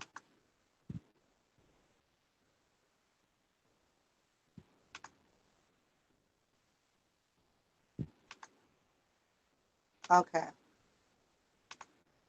Amistad captives. Let me just show y'all this little picture and shit. See if I can get that up. And this is librarycongress.org. Let me just drop this on y'all real quick. Y'all can make it do what it do. And it's time. Weed is illegal, but herb is everywhere. If you call it weed, then yeah, might be a problem. Might be a gray area that actually helps you. But if you call that shit marijuana, your ass is going to do some fucking time for that. Something going to happen with that. But if it's a herb, it's like the same thing with a motherfucking gun. Motherfucker, you got a right to bear arms, or do you have a firearm? A semi-automatic. If you call it those things, then hell motherfucking yeah, you can't have that shit. This is what they say. No, no, no, no. But if you got a right to bear arms, why the fuck are you calling it a firearm or semi-automatic or a 38 special or any of those fucking things? It's your arm, your means of protection. This nigga sitting in there right now for 5 to 15 for talking about, yeah, I had on or before July 18th, I had a firearm. Motherfucker, firearms get you 5 to 15. Your right to bear arms get them pilgrims out your face. Or how will you want to keep it? You gotta argue these bitches. If you don't argue, that means you fucking doing a de facto thing and it becomes a fact only by your acquiescence. Not because it's really so. In the de jure form of government, your rights are protected and they have to uphold that. Right? Your Bill of Rights is for you. The Constitution is to let these so-called invisible bullies know what it is that they can and can't do to you. Any states' rights that's repugnant to the Constitution is abrogated. It's gone. It's out the window. It's out the fucking window. So you got to just start challenging some shit. I'm gonna tell y'all how one of my good brothers. He's dope cat. He had an issue where his son was going to get hired for a job, and they piss test his son or do some hair follicle shit or whatever it is that they do to test him for the job. Now they test him for the job and lose his sample, and then want him to submit another fucking sample to get the fucking job. So my homeboy's like, man, get the fuck out of here. You already took his DNA, and your lab, your people absolutely mishandled that. Why should we trust you with that? You probably want to find that simple. And now this puts them in a position where you can't really not give Shorty the job because y'all niggas fucked up. Now, if they do mysteriously find the test, you still don't know who was handled from, and that shit could come back positive, negative, however, but it may come back in a way that affects the boy in the first place. You see what I'm saying? So now you got to stay on top of people's asses, even regarding your children. And I do believe his son may be over the age of 18, but still the point is you never stop being a mother or a father. You can't. You got to help them run their companies and run their business until they perfect it. See, the thing that what the Jewish kids did from 13 to 18 when they had their little bar mitzvah, that is the time that the mother who don't got to work gets to stay home and pop out babies the same way our ancestors used to do it. When you see your grandmother kept house, she was home being a wife, a woman, a mother, a grandmother, an auntie, a sister, right? While the men did the toil and whatever it is that they had to do. This is why they did what they had to motherfucking do. So at the end of the day, you have now these Jewish women, and they got time because they not worried about how they gonna pay their bills. They ain't got to pick up no extra shift at the fucking hospital or nothing like that to cover little Johnny's soccer cleats and shit like that. They get to stay home and they teach their babies fucking civics. They teach their babies banking and financial shit that is so completely foreign to us. So by the time these motherfuckers is 18, they got 800 credit score and they ready to be the bank. They are the bank. They don't go looking to fucking open up a goddamn credit union account or a fucking a Bank of America account. They are looking to open up a bank. They are the bank. They're looking to be the bank.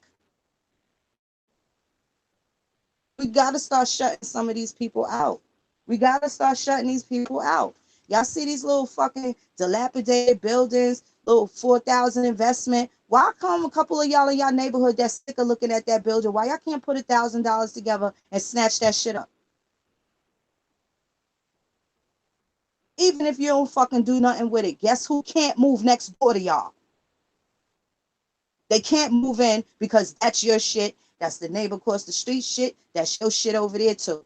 Ooh, they can't move in there now. Now they can't take that and develop it and then want to offer you a price to move up out your shit. Got to stop with this gentrification shit, and we got to keep our motherfucking communities because this is how we get them to write our checks.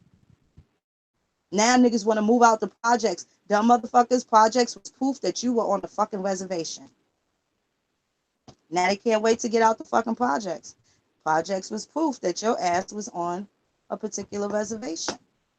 Right? The gentrification, y'all, we gotta fucking do something about it.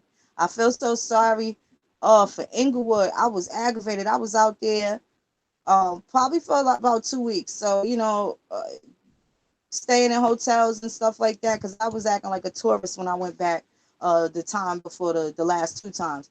But, you run to Walmart and stuff like that. You get tired of eating out and shit. You go to Walmart, grab some food. We had the hotel where you can cook and shit like that or whatever. So every time I go into Walmart, I didn't realize that it was from the 1st to the 10th of the month. I kept saying, yo, what fucking language are these motherfuckers speaking? What the fuck are they talking? I'm listening. I saw these motherfuckers speaking Armenian. Don't they ain't they at the register pulling out them EBT cards? They at the register pulling out the motherfucking EBT cards, speaking their language in Inglewood. Inglewood about to be taken the fuck over by the Kardashians, descendants, relatives, people. See?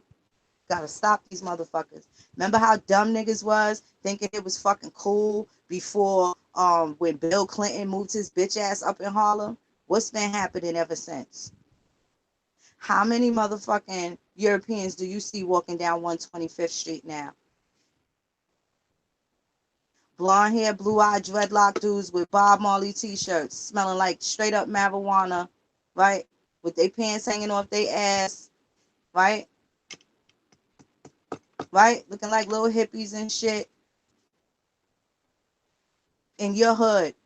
In your hood. Now I gotta say something that they kept us so fucking distracted. Because I remember when David Dinkins was the mayor, that fucking man, that man was trying to get us buildings, the brownstones, for $1. Not one motherfucker in the hood tried to teach us any type of financial literacy or anything like that. Now the motherfucking buildings being sold for millions of dollars to people, to not the ones that not that our people can afford them motherfuckers. Now, who's back in Harlem now? Because Harlem used to be a pilgrim neighborhood, but we did the Renaissance and we made it thrive, right? That used to be your poor Jewish trash, your poor German trash, your poor Irish trash. They were in the Dutch, the remnants of the fucking Dutch. Harlem is a city likened to that in, I can't think of the state in the Netherlands, but Harlem was also in the Netherlands. That's a Dutch city. Rotterdam, I believe. Okay? And now you got Harlem, New York, and motherfuckers think that Harlem was always some so-called black mecca. No, it wasn't. When them motherfuckers got sick of the fucking KKK and they moved up out the South and all this other shit, that's when people started congregating in motherfucking Harlem. Then you had your people from your Latinized American Caribbean continents or countries such as Puerto Rico and Dominican Republic, and this is where you have Spanish Harlem. They came over here because they was free people of color over there. Remember, slavery didn't end over in Puerto Rico until like 1880s, 1890s, right? And please know that they had it was called Perdona de Color, okay? And those are your free people of color. So you had free motherfucking Indians in Puerto Rico too. Why the fuck these niggas still think that they some other shit? They think they fucking the trifecta African. I don't even think they fucking consider themselves not even Native American, let alone American Indian. I really don't know. They just say they Boricua and they proud and they this and that, but they don't know nothing about the free people of color though. Ask them if their great grandfather was free person, perdona de color. See if they fucking great grandfather was perdona de color and watch their fucking face draw blank. Watch their fucking face draw blank. Free people of color. 1880 is when Puerto Rico finally rid themselves of slavery. So when they got there, what did they do? They brought their ass to the melting pot, New York. They brought themselves to the melting pot. And they settled next to the other people of color who was moving in them neighborhoods and thriving. They was around the money makers, and we all made money, and we all took care of each other. We all lived comfortably. I don't know if y'all saw. I don't get a lot of TV, but I was loafing all day with my mama yesterday. I ain't even gonna lie. And sometimes when I tell y'all need to get next to these elders, you got to get in their element. You got to get in their zone. So if that means getting up and going to church with your great grandmother, but you want to know If you ever heard that they got Indian in their family, your ass gonna have to get up and go to fucking church with her. You ain't gonna think you just gonna sit there and talk to no 90-year-old lady and want to bring up some shit when you've been wearing dashikis to her motherfucking family reunion for the last 15 motherfucking years, and now you want to sit down and listen to some shit grandma was trying to tell you 30 motherfucking years ago. You gotta get on a level. So anyway, I'm watching TV with my moms, and we did a binge watch of this Luke Cage. And I like all Marvel shows. I did go see Black Panther. I am not one of them Aborigines that act like, oh, people can't watch movies and do the shit that they was fucking enjoying before they came into this truth. Get the fuck out of here. I was an avid fucking football fan. Right now, I just had to sit that shit out for a while because I had time. I had to study. So that is putting away something that I enjoyed very fucking much. But I grew up around my grandfather. My dad wanted me to be in a fucking Golden Glove. So I know a lot about boxing. I always fuck with baseball. Baseball is an American Indian sport. My grandfather loved fucking baseball. It was always better to be at a game than to watch it on TV. But I fucking love sports, okay? I fucking love sports. I got the fucking NFL package, all right? I used to have my TV watching Skip Bayless and them in the fucking morning, okay? And Stephen A. Smith is right from my hood here in Queens. I never liked the nigga, but, he been on TV a long time. He's that nigga in sports. But anyway, um, so a lot of these things, and I had to put that shit away because it was time to study, and that's fine. But I binge watched this goddamn Luke Cage. I always was a fan of Marvel comic books, DC comic books since I was a small child.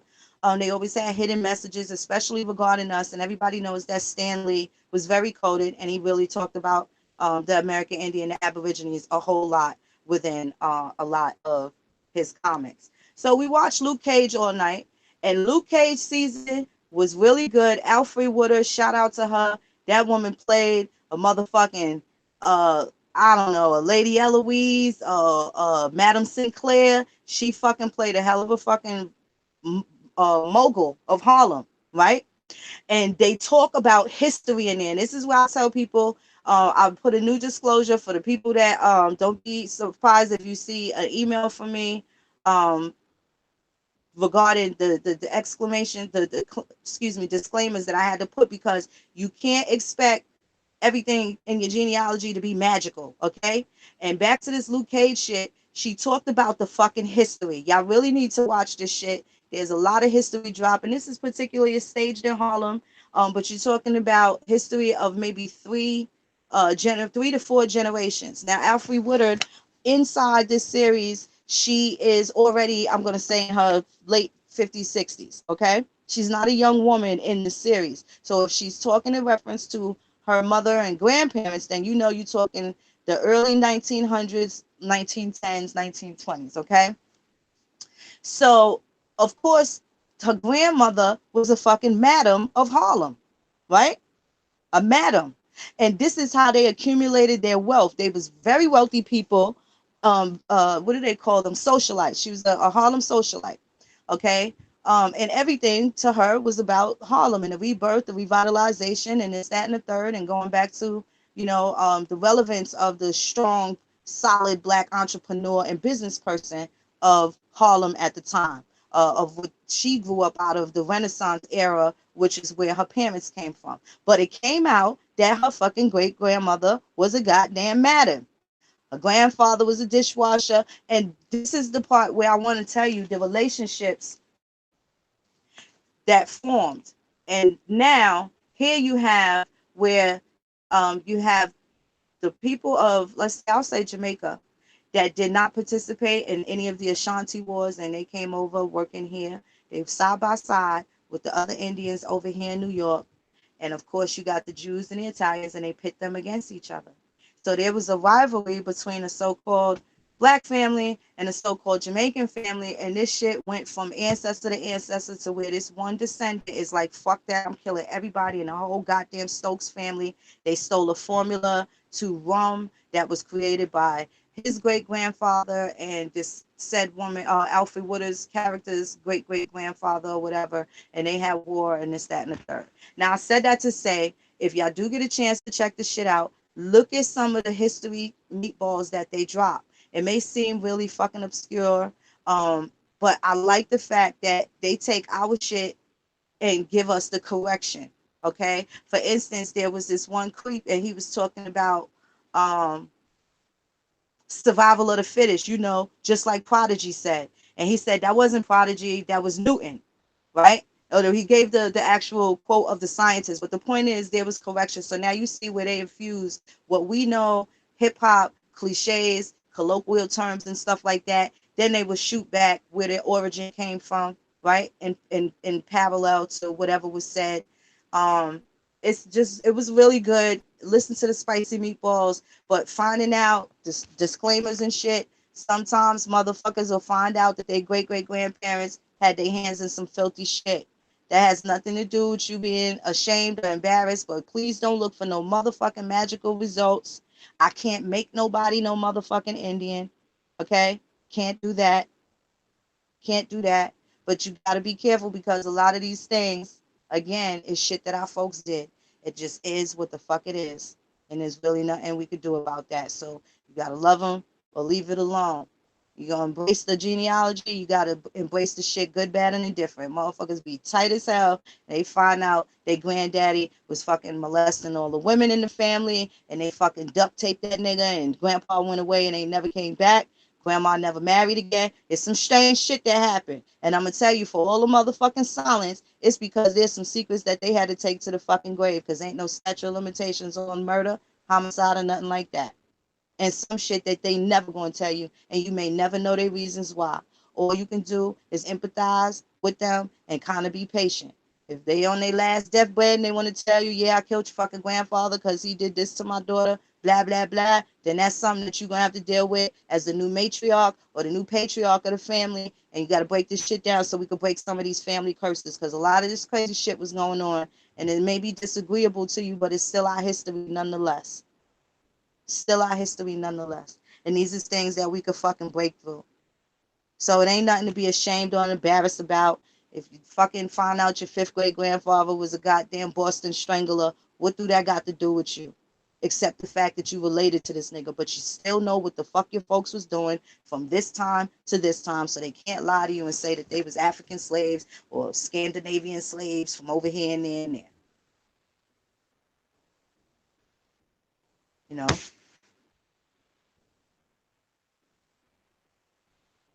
Yeah, yeah, Lou. Unfortunately, they kept their secrets, and a lot of times they know why. Don't think this just because there was fucking, incest and molestation going on. They might have had to lay down some motherfucking pilgrims trying to take their fucking land, buck a couple of goddamn sheriffs. I shot the sheriff, but maybe he ain't shoot the deputy. Well, grandpa and every motherfucking body had to get the fuck from around. Now they no longer Roberts anymore. Now they're Robertsons. Shit, they might even be Purdue's now that they done moved to fucking Virginia from Alabama. They just had to get the fuck from around, stay quiet, lay low, and they always had to live their life like that all the way around until they faded out. So you will find your people. Well, and listen, Linda, listen. Let me tell y'all this other shit. Don't be fucking surprised when you see grandma and had her a few motherfucking men too. You think grandpa just was marrying these bitches everywhere? They was going working, making babies and shit like that. And you see grandpa and them on 3 different fucking censuses? Oh, yes, they was. They was traveling. They was moving around. In the same way niggas like pussy now, they like pussy back then. So they had 2 and 3, 4 women. They had multiple kids and all types of shit. They had all types of shit. Grandma might have had an affair with a motherfucking milkman before and all types of shit. Pay attention to who the fucking neighbors was. They all moved in groups. If the Johnsons and Walkers been ancestors of your grandparents for the last 20 motherfucking years, then you see the Johnsons and Walkers, they moved to them when they left fucking South Carolina and they moved to New York. You see Johnsons and Walkers living in the same building as your folks. You know? So at the end of the day, we just gotta take care of ourselves and, not be bothered with all the sucker shit. You know what I'm saying? And just deal with what we got right now. You know? And just deal with what we got. So again, people changed their names. They had their reasons. Some of the elders is tight-lipped right now, and they got their reasons. You got to be gentle with them. You got to be patient with them, or do something that shows them how serious you are about this genealogy. You can't come at them like, oh, auntie, I know we this, we that. You can't do that. You can't do that. You'll run them away, and they'll talk about you. You'll run them away, and they'll fucking do everything to get the fuck away from you. And then they don't want to talk about the disloyalty of some of the other family members, right? Because they done taught you and your group now, your tribe now, about unity amongst you and your cousins and shit like that. But they don't want to talk about how half grandma's sisters ain't want to deal with her because grandma had kids by this nigga that they didn't like. They had their dumb reasons, the same reasons families act stupid now. The same reason families act stupid now. Arguments they don't even fucking remember they had, but they don't speak to them. Now they like, don't let your aunt say this and that. And now they don't want the fucking nieces and nephews around, the aunts and uncles and shit over dumb shit that the kids ain't got nothing to do with. This shit been happening. So the shit that's happening now was happening 300 years ago. And a lot of times we just don't know why. And we kind of just roll with it. We got to see where we get some of our things from. Now, when you fucking realize that music's always been your passion, what are you going to feel like when you go look in these records and you see in 1900, your great uncle was a fucking traveling musician? See, that shit be in your DNA. These is the wonderful things that, we going to fucking run into. It ain't going to be all bad, but it ain't going to be all good either, man. And you realize grandma was in the newspaper a couple times because she had to pop in this poontang house on the motherfucking block. But your motherfucking grandparents had a decent upbringing. Do that mean that grandma, because she helped motherfuckers do whatever they do, negotiated contracts for women that was going to sell their coochie anyway, does that make grandma fucked up, or do it make her an entrepreneur? I don't know. I guess it's all in how the fuck you look at it.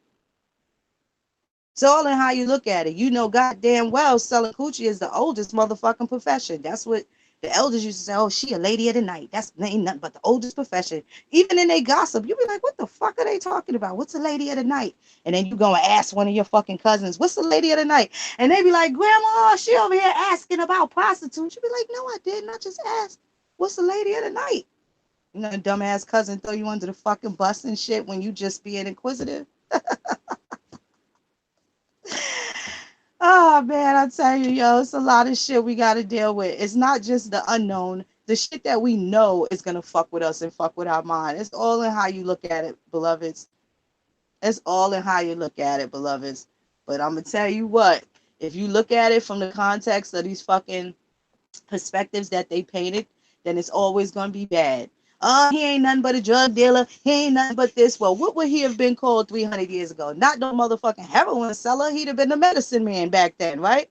So why we passing judgment on these terms and shit when everybody been coming here for what? Getting good coochie, pretty ladies. We know how to throw parties, and we got all the good drugs. That's it. We got all the good motherfucking herbs and spices that fucking turn people's life up in a way where they couldn't fucking be nowhere else. They ain't got no place they want to be but right the fuck here. But right the fuck here. I had a nigga tell me, so-called African nigga by the last name of Carter. I just thought this shit was hilarious, but he fucking tells me that his family came from wherever in Africa in about 50-something years ago, and his grandfather changed his name. I said, well, tell me where the Carter family of Africa from. There's got to be some Carters running around. So the nigga says, oh, my grandfather changed his name when he got here because they was giving him a hard time with a job. Well, we know that's some motherfucking lie because they had the Immigration Act of 1965, okay? After they closed the American Colonization Society in 1964. So motherfuckers had a free trip to Africa from at least 1796, right? 1796. Even though the official doors of the American Colonization Society didn't open until 1816, you still see documentation that they was thinking doing this shit in the late 1700s, okay? Prior to 1816 when they opened up this agency, right? So if they was doing this all this motherfucking time, now you can see the influence of where the Americans went, right? They sending motherfuckers over here and all of that other shit. Now here comes 1964, the Voters Registration Act. Now they got to let the Indians vote. Now the Indians got the power. Now the Indians been staging boycotts, all this other crazy shit. So now what they gonna do? They called in the real Africans, not the ones they kept telling them was African. They called in the real Africans. Like, come in and confuse these motherfuckers. They got free college, right? They got to create dumbass holidays, fucking Kwanzaa. Look at the shit that was going on after they killed the fucking so-called Negro leader, right? The so-called Negro leader. They fucking killed him, and now we got Native Americans popping up. Now we got, all this other shit going on. Got all this other shit going on. So, anyway, he tells me his grandfather changed his name. So I'm like, wait a minute, you sitting here accusing me of being African. He act like he a proud African, but the bitch last name is Carter. So your granddaddy left his fucking legacy behind. He left everything in Mama Africa to come over here to my mother America to work a job that he denounced his motherfucking last name and changed his shit to Carter? Okay. Okay. And y'all let me know how much fucking sense that shit make. Let me know how much that shit make. Isaiah, I would suggest that if you, Carter, that's a very common name, very prestigious name, check out those family crests, especially in Barbados. You check out those crests. The records in Barbados are good and plenty. You can go back to the 1600s and stuff like that. You will directly find that British motherfucker that had to absorb himself into the family. Now, what I'm trying to figure out is, can we exactly call these British motherfuckers from the 1600s that we know we now have those company names? Can we say that they was actually blonde hair, blue eyed looking people? We have no idea. It's kind of hard to tell when King James looked like George Jefferson. King George looked like motherfucking Lionel Richie. So I really don't know. I really don't know. But at the end of the day, I want to thank y'all. I ain't going to stay too long. I got to get me something to eat. Well past my lunchtime. You beautiful ones. Beautiful ones. Don't let them motherfuckers call you a slave. They don't even know what the fuck a slave is. Look up them words. We'll chop it up soon. Send me a message if you want to get added to the genealogy page. The shit is exclusive, so don't invite your friends. I recognize y'all screen names.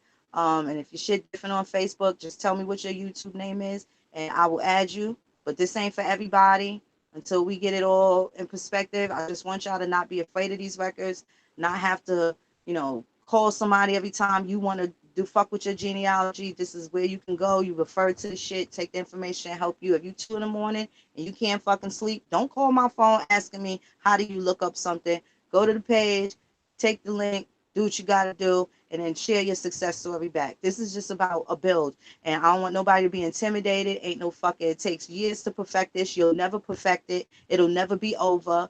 It's been fucking almost 15 years, and I just found out who the Indian names of like 2 ancestors, and they're fucking chiefs. But you're not gonna think they're chiefs because they got regular names like John Harris and shit like that.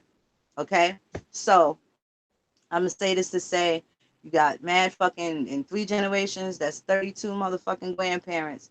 They have brothers, sisters, nieces, nephews, cousins, children, grandchildren, all of that. You'll never run out of people in your family tree to add to. You will never run out of leaves or branches to add to the motherfucker. It just won't stop.